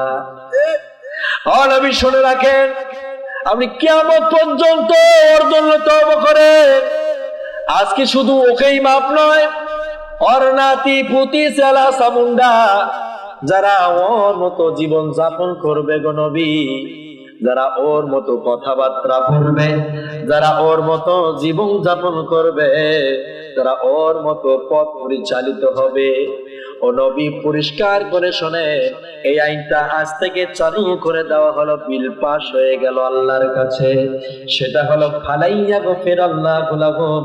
কিয়ামতের ময়দান যতদিন হবে না ততদিন বনি আদম সন্তান আসবে, ওর মতো বৈশিষ্ট্য লোক কেউ আল্লাহ কিয়ামত পর্যন্ত মাফ করবে না। নবীজি কি আর তার জানাজা নামাজ পড়ালো? কথা বলে না কেন? নবীজি কি তার জানাজা নামাজ পড়ালো? কি করলেন? কি করলেন? জানাজা নামাজ বাতিল করে দিলেন। আল্লাহর নবীর মতো লোক যদি জানাজা নামাজ বাতিল করে দেয়, সলিমুদ্দিন, কলিমুদ্দিন, তোমার জানাজা নামাজের গ্যারান্টি আছে? তুমি কি আজ কন্ট্রাক্টর নিছো যে ওরা জান্নাতে ঢুকাই দিতে পারবে? কোন মুনাফিক মারা যাচ্ছে, মুনাফিকের খারাপ কয়টা গুণ আছে? কয়টা? মুনাফিকের কি কোনো চিহ্ন নাই? এটা কি কি? প্রথমটা হলো ওয়াদা করলে সে ওয়াদা, এরকম আছে না নাই? এটা কিন্তু সকল নেতাদের ভিতরে পাওয়া যায়, সব নেতার মধ্যে পাওয়া যায়। খালি ওয়াদা করে একটা রোগ কাজ করে না, পাওয়া যায় না? যায়। 2 নাম্বার হলো আমানত রাখলে তা খেয়ানত করে দেয়। দেশের প্রধানমন্ত্রী মানুষের জন্য রেশনের চাল পাঠিয়ে দিয়েছে, চেয়ারম্যান মেম্বার নাই, 50% নাই। আমার এলাকার এক চেয়ারম্যান 123 বস্তা চাল সহকারে ধরা খাইছে। এটা কি খেয়ানত নয়? খেয়ানত নয়? এই প্রেক্ষাপট গুলো যখন এই হাদিস গুলোর সঙ্গে মুনাফিকুন চরিত্রের সঙ্গে যখন মিলিয়ে বলা হয়, তখন আপনি কেন মন খারাপ করবেন? আপনি চেষ্টা করবেন এগুলো যেন আমার জীবনে না হয়। কেন আপনি মন খারাপ করবেন? আপনার মাথায় রাখতে হবে মুনাফিকের 3টা খারাপ গুণ। একটা হলো আমানত রাখলে সেটা খেয়ানত করে দেওয়া, আর একটা হলো ওয়াদা দিয়ে সে ওয়াদা ভঙ্গ করা, 3 নম্বর হলো কথায় কথায় একবারে মিথ্যা কথা ঢুকে দেওয়া, আছে না নাই? এমন ভাবে বলে দিন মিথ্যাটা যেন একেবারে আপেল, ঠিক কিনা? নবীজি যখন দেখতেছেন এই লোকটার কোন উপায় আর নাই, ও জানাজা নামাজ বাতিল হয়ে গেল, নবীজিকে অর্ডার করা হলো, নবী আর দ্বিতীয়বার হাত উঠাবেন না।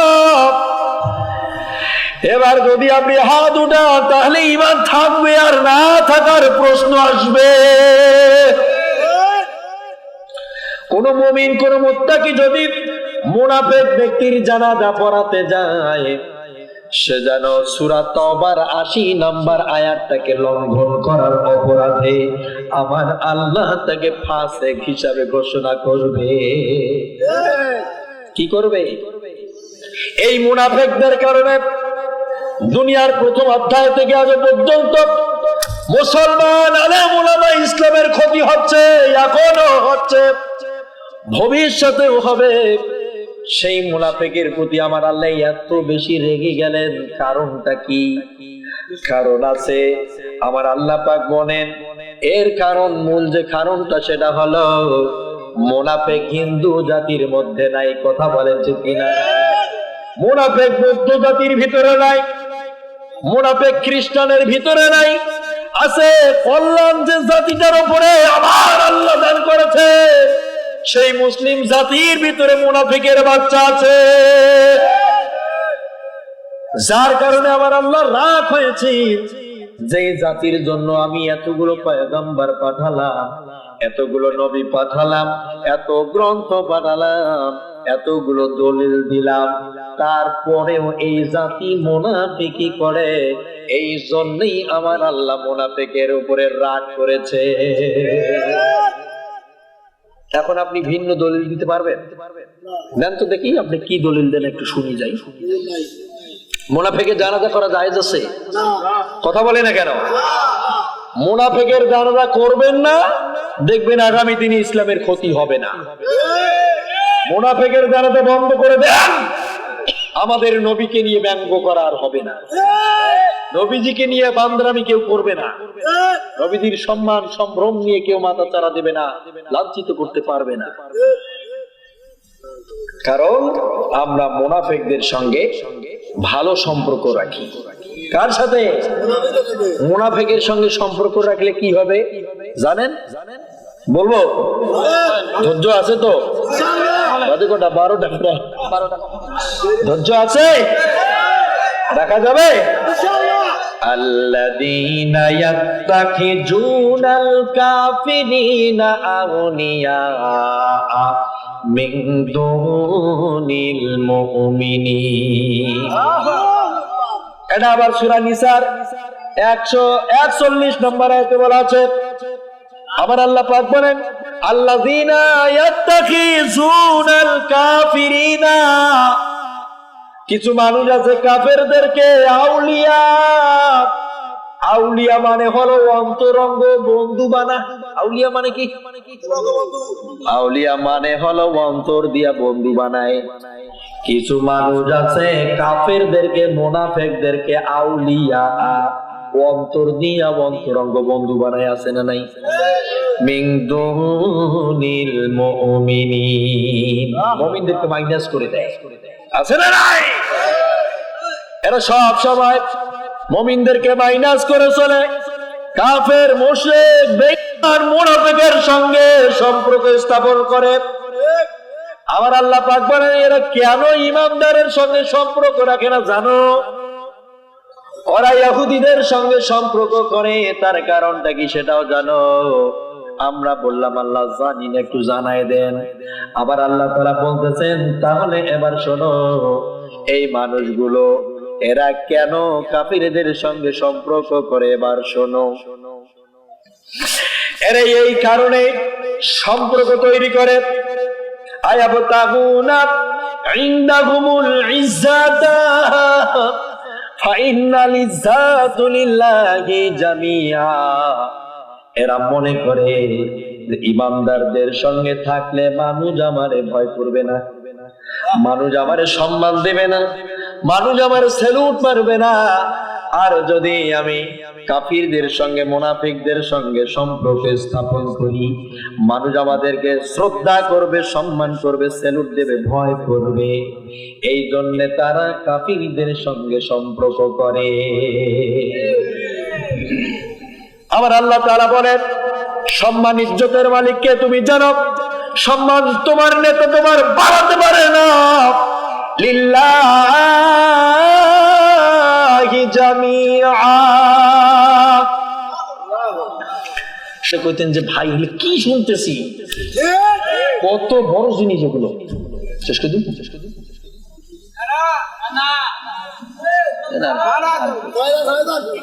তাহলে এই যে বিষয়গুলো মাথায় রাখতে হবে ভাই। বিষয় হলো আল্লাহর কোরআন আওলালা কাফাওলা, সুম্মা আওলালা কাফাওলা। আল্লাহ বলেন আওলালা কাফাওলা, তোমরা মানুষ ষড়যন্ত্র করবে একভাবে, সুম্মা আওলালা কাফাওলা, আমি তার পাল্টা জবাব দেব ভিন্ন সিস্টেমে।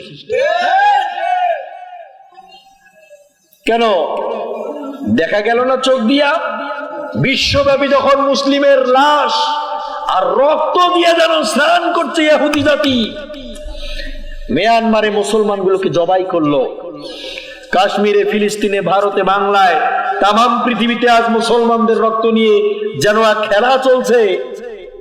এরই মাঝে করোনা ভাইরাসের আগমন ঘটেছে, ঘটে নাই? এমনি আর আসে নাই। করোনা ভাইরাস এমনি আসে নাই, ডান্ডা দিয়ে ঠান্ডা মারার জন্য, ডান্ডা মেরে ঠান্ডা করার জন্য এসেছে। করোনা ভাইরাস ফির আবার যারে তারে হবে না তো, কারণ সূরা লাহাবে তার প্রমাণ আমি তার তাফসীর স্পষ্ট করে লিখেছি তাফসীরে, এর আলোচনা ইউটিউবে দিয়েছি। করোনা ভাইরাস সবার হবে না তো, করোনা ভাইরাস হবে তাদের নাম লিখে দিয়া পাঠাইছেন যাদের। তাব্বাত ইয়াদা আবি লাহাবিন ওয়া তাব মা আগনা আনহু মালুহু ওয়া মা কাসাব। করেন তো না, আর করবেনটা কি? করে দেখেন ওখানে কি। আজকে যদি হক বলতে গিয়ে কারো নামের বিপক্ষে চলে যায়, তাহলে আপনি বলেন যে হুজুর আপনি নাম ধরে গালি দিলেন কেন?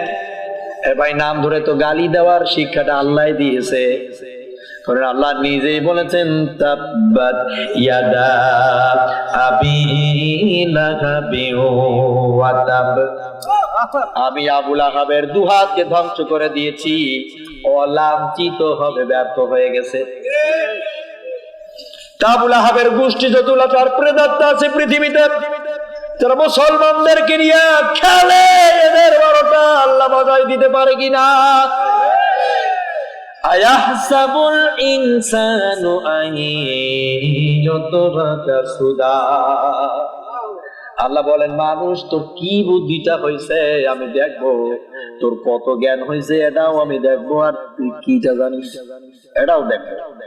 কত বড় বিজ্ঞানী হয়েছস, কত বড় তোমার মেধা, দেখবো। কেন দেখেন নাই? ওই সেই লেনিন, কার্ল মার্কস, মাও সেতুং কি বলেছিল?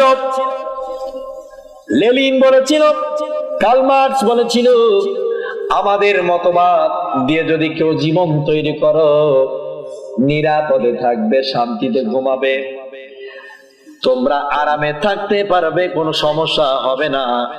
যখন এই ভাষণটা দিল, তখন মানুষেরা তাদেরকে সমর্থন দিয়ে দিল। ওরা যখন প্রতিষ্ঠিত হয়ে গেল, এরপর ওরা নিজের দেশগুলোর নাম দিল। কেউ ব্যাম্বো গার্ডেন, আবার চীন নাম দিয়ে দিল আয়রন গার্ডেন। নাম দিয়ে দেওয়ার পরে বললেন, আমাদের দেশগুলোর ভিতরে এমন নিরাপত্তা দেওয়া আছে, এখানে সুখ সমৃদ্ধশালী একটি দেশ গঠন করা হয়েছে, এখান থেকে কেউ বের হতে চাবে না। এর এমন সুখ শান্তি তৈরি করেছে, 28 লক্ষ মানুষ দেশ থেকে পালিয়ে এসে হংকং এর নদীতে ডুবে চুবড়া খেয়ে মরেছে। মানুষে জিজ্ঞাসা করে যে এরা কারা বলল, এরা কোন দেশের মানুষ? কেউ আর স্বীকার করে না যে এগুলো আমাদের দেশের, কেউ স্বীকার করে না। আজ যদি বর্ডারে কোনো বাংলাদেশি গুলি খেয়ে মরে, কেউ স্বীকার করতে চায় এটা কোন দেশের মানুষ? করতে চায়। ঠিক ওই রকম অবস্থা। ওরা বললো এত শান্তি, এখানে নিরাপত্তা দিল, প্রহরীর ব্যবস্থা করলো, কেউ যেন বের না হয়। মানুষ কারেন্টের তারে হাত দিয়া মরতে রাজি, ওই দেশগুলোর ভিতরে থাকতে রাজি না। তাহলে এখন চিন্তা করে বলেন তো, ওখানে এরা পালাচ্ছে সুখের ঠেলায় নাকি দুঃখের ঠেলায়? কিসের জন্য পালাচ্ছে এরা? কিসের জন্য পালাচ্ছে? আর পৃথিবীর জমিনে কেউ মানুষ হয়ে মানুষের শান্তি এনে দিতে পারে নাই, পৃথিবীর জমিনে না। শুধু আম্বিয়া আলাইহিমুস সালাম মুহাম্মদ রাসূলুল্লাহ সাল্লাল্লাহু আলাইহি ওয়াসাল্লাম ছাড়া। তিনি বলছেন, আমার যুগ হলো সর্বশ্রেষ্ঠ যুগ, আমার যুগের উপরে এবং নিচে আর কোন যুগ নাই। আমার আদর্শ, আমার জীবন দর্শন মানবে যারা, ও মুশরিক হয়ে মরবে তারা, মানবে যারা, মুমিন হয়ে মরবে তারা। أنفسنا وإن لم تغفر لنا وترحمنا لنكونن من الخاسرين। রব্বুল আলামিন সন্ধ্যা থেকে রাত প্রায় 12টা বেজে গেল। ও আল্লাহ, যতগুলো কোরআনুল কারীম থেকে আল্লাহ তাআলা ব্যাখ্যা বিশ্লেষণ করে আলোচনা করা হয়েছে, সব আলোচনাগুলোর মধ্যে ভুল ভ্রান্তি গুলোকে আপনি আমাদের সংশোধন করাইয়া দেন। রব্বুল আলামিন খুশি হয়ে সন্তুষ্ট চিত্রে যতটুকু আপনি সওয়াব দান করবেন, আমাদের কলিজার টুকরা হাবিবুল্লাহ জনাবি মুহাম্মদ রাসূলুল্লাহ সাল্লাল্লাহু আলাইহি ওয়াসাল্লামের রওজা মুবারকে সওয়াবগুলো পৌঁছিয়ে দাও। আল্লাহ তাআলা নবীজিকে কেন্দ্র করে তামাম পৃথিবীর কুল্লুল মুমিনিন মুমিনাত, শহীদ সালিহিন, বুজুর্গানে দ্বীন, আইম্মায়ে মুজতাহিদিন, খোলাফায়ে রাশিদিন, 1 লক্ষ মতান্তরে প্রায় 2,24,000 নবী রাসূল, গাউস, কুতুব, ওলি আল্লাহ, পীর, মাশায়েখ, বুজুর্গ, আলেম, ওলামা, মুসলমান নর নারীরা, যাদের পিতা মাতা, দাদা দাদি, নানা নানি, আত্মীয় স্বজন, পাড়া প্রতিবেশী, বন্ধু বান্ধব, রেহেম সম্পর্কিত মারা গেছে যারা, আল্লাহ তাআলা তাদের কবরের আযাবগুলোকে অনন্তকালের জন্য বন্ধ করে দিয়া চিরস্থায়ী জান্নাতের ব্যবস্থা করে দাও। আল্লাহ তাআলা মাদ্রাসা কর্তৃক আয়োজিত বিশাল তাফসীরুল কোরআন মাহফিলের আজ প্রথম রজনীর রব্বুল আলামিন সম্মানিত সুযোগ্য মুআজ্জাজ মুহতারাম মাননীয় সভাপতি সাহেব এবং বিশেষ অতিথি আমন্ত্রিত ওলামায়ে হাযরাত, দূর দূরান্ত থেকে যারা কোরআন প্রেমিক জনতা এসেছে, ও আল্লাহ, হয়তো তাদের হৃদয়ের খোরাক তেমন কিছু দিতে পারি নাই, যতটুকু তুমি আমার বলার মতো তৌফিক দান করেছো, ততটুকুনের মধ্যে বক্তা এবং শ্রোতাকে আমল করার সুযোগ বের করে দাও। আল্লাহ তাআলা সুজলা সুফলা শস্য শ্যামলা সুন্দর একটি দেশ, সবুজে ঘেরা বাংলাদেশ রব্বুল আলামিন এই দেশের জন্য 30 লক্ষ মা বোন ইজ্জত রক্ত জীবন দিয়ে যারা স্বাধীন ভূমি আমাদের জন্য উপহার দিল, রব্বুল আলামিন তাদের শহীদি তামান্নাকে তুমি মর্যাদা দান করে দাও। আল্লাহ তাআলা প্রশাসনের ভাইয়েরা যারা নিরাপত্তা দিয়ে আয় রব্বুল আলামিন সাহায্য সহযোগিতা করে কোরআন শোনার জন্য একটি পরিবেশ তৈরি করার পিছনে যাদের ভূমিকা, আল্লাহ এই পুলিশের ভাইদের চাকরিগুলোকে তুমি প্রমোশন দিয়ে ভালো একটি জায়গায় নিয়ে যেও। আল্লাহ তাআলা আমার ডানে বামে রব্বুল আলামিন সাবেক চেয়ারম্যান বসা আছেন, প্রতিনিধি ছিলেন, রব্বুল আলামিন জনগণ মানুষের নন্দিত নেতা ছিলেন। আল্লাহ তাআলা যতদিন বেঁচে থাকবেন মানুষের খোঁজ খবর ভালো মন্দ বুঝে শুনে চলার মতো তৌফিক বের করে দাও। মাদ্রাসার শিক্ষক এবং ছাত্রকে রব্বুল আলামিন মেধাবী বানায়া দাও, স্মরণ স্মৃতি প্রশস্ত করে দাও। আমার সমবয়সী বন্ধুগুলোকে তুমি ইসলামের মেরুদণ্ড বানায়া দাও, ইসলামী আন্দোলনের এদের খাঁটি সৈনিক বানায়া দাও। রব্বুল আলামিন কোরআনের পাখিটা 40টা 50টা বছর ধরে আল্লাহ তাআলা শুধুমাত্র এই দেশ না তাম পৃথিবীর প্রায় 50টি দেশে ভ্রমণ করে কোরআনের দাওয়াত দিয়েছে। আমরা তাকে কি দিলাম, আমরা তার সঙ্গে কি আচরণটা করেছি? মাবুদে পরওয়ারদিগারে আলম, লোকটার হাড়ের মধ্যে রিং পরানো আছে আল্লাহ, হাঁটুর মধ্যে ব্যথা, ডায়াবেটিস একটু বেশি বেড়ে গেছি। মাবুদে পরওয়ারদিগারে আলম, তোমার দরবারে দোয়া করে দিই আল্লাহ, আমার মন যেন বলছে এই কোরআনের ময়দানে আসতে পারে। রব্বুল আলামিন দয়া করে তুমি তোমার আরশে আজিম নামের ট্রাইব্যুনাল থেকে তুমি তার মুক্ত করে দাও। আল্লাহ তাআলা বাংলাদেশের প্রধানমন্ত্রীর উপরে তোমার রহমতের কামনা করছি। রব্বুল আলামিন যারা কাশচম্বীর জনপ্রিয়তা ছিল, মরহুম প্রেসিডেন্ট শেখ মুজিবুর রহমানের কবরের আযাবগুলোকে বন্ধ করে জান্নাতের ব্যবস্থা করে দাও। আল্লাহ তাআলা যত নেতা নেত্রী রব্বুল আলামিন অকাতর জীবন বিলিয়ে দিয়েছে, তাদের কবরের আযাবগুলোকে মুক্ত করে দিয়ে জান্নাতের ব্যবস্থা করে দাও। সকল শ্রেণীর দলীয় মানুষগুলোর মাফ করে দাও।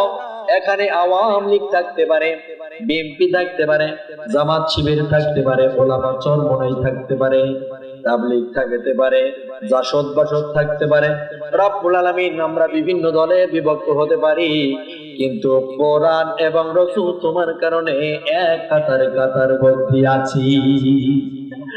আল্লাহ তাআলা দয়া করে তুমি আমাদেরকে এক প্ল্যাটফর্মে আসার মতো তুমি সুযোগ বের করে দাও। আজ আলেম উলামার মধ্যে হারাহারি, ঝগড়া ফাসাদের মতো এক ব্যবস্থা চলছে, এক পরিস্থিতি চলছে।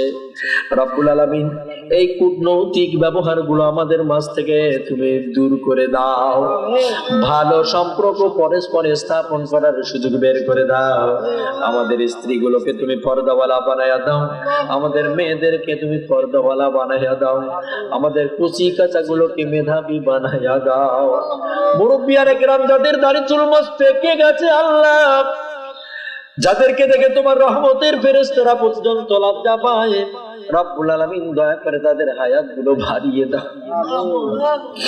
রব্বুল আলামিন আজকের আওয়াজ যতদূর পর্যন্ত যাচ্ছে ততদূর পর্যন্ত যে কবরগুলো মাটির নিচে ঘুমিয়ে আছে আল্লাহ, ওই মানুষগুলো একদিন আমাদের মতো রক্তে মাংসের মানুষ ছিল, আজ তারা মাটির সঙ্গে মিশিয়ে গেছে। রব্বুল আলামিন ওই কবরের বাসিন্দাগুলোকে মাফ করে দাও, আর কবরগুলোকে তুমি রিয়াজুল জান্নাতে পরিপূর্ণ করে দাও। আল্লাহ তাআলা গভীর রাতের মধ্যে মনে পড়ে গেল আমাদের প্রাণ প্রিয় মা জননীর কথা। মা জননী নিজেই একটা জীবিত মহিলা মানুষ, আমরা একটা জীবিত সন্তান মায়ের পেটের ভিতরে ছিলাম রে আল্লাহ। মা খাইতে বসেছে, ঘুমাতে গেছে, আমাদের পাটা দিয়ে লাথি লেগে মায়ের কলিজায় লেগে গেছে। মা জননী আর খাইতে পারে নাই, ঘুমাতে পারে নাই, ছটপট ছটপট করে রাতটা কাটিয়ে দিয়েছে। রব্বুল আলামিন একটা দিন দুটা দিন না, 280টা দিন একটা জীবিত মানুষ হয়, পেটের মধ্যে একটা বোঝা আমাদের মতো সন্তানকে নিয়ে বের হয়েছি। জনম দুঃখী মার জন্য কিচ্ছু করতে পারি নাই। আমার মনটা বলে আল্লাহ মাথা থেকে পা পর্যন্ত চামড়াটা খোলাইয়া যদি আমার মাটার জন্য একজোড়া জুতা বানাইয়া দিতা, তারপরেও তো এক ফোঁটা দুধের ঋণ শোধ হবে না। আল্লাহ তাআলা ইবাদতের দুনিয়ায় বেঁচে নাই রে আল্লাহ, মায়ের কবরের আযাবকে বন্ধ করে নাজাতের ব্যবস্থা করে দাও। প্রিয় আব্বাজান, প্রাণ প্রিয় আব্বাজান আজ যাদের নাই, সেই জানে না থাকা বাবার কি কষ্টটা।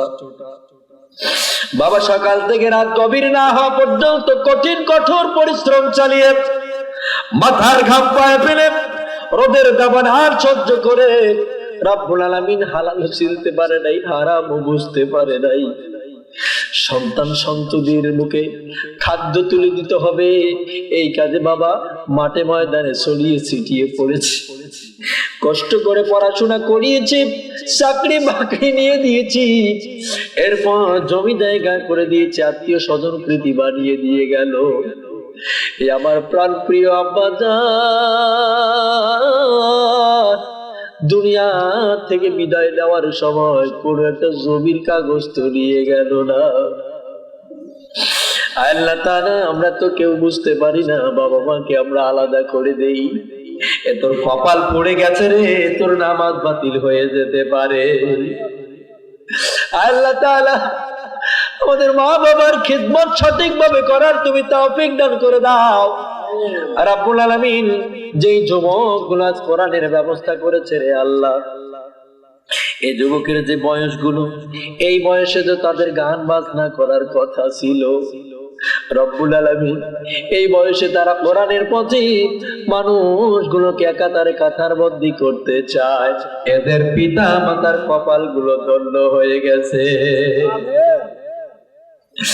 ये शहादत गहे उल्फत में कदम रखना, लोग समझती है आचल है मुसलमान होना।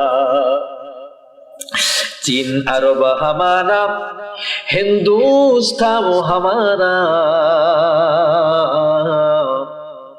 चीन अरब हमारा, हिंदुस्तान वो हमारा, मुस्लिम है हम वतन है सारा जहां हमारा। तक़ब्बल मिन्ना इन्नका अंतस समीउल अलीम व तुब अलैना इन्नका अंतत तव्वाबुर रहीम। बिजुद सुब्हान रब्बिका रब्बिल इज्जति अम्मा यसिफून व सलामुन अलल मुरसलीन अल्हम्दुलिल्लाहि रब्बिल आलामीन। वजअल आखिर कलामुना इंदल मौत ला इलाहा इल्लल्लाह मुहम्मदुर रसूलुल्लाह। अस्सलामु अलैकुम व रहमतुल्लाहि व बरकातुहू।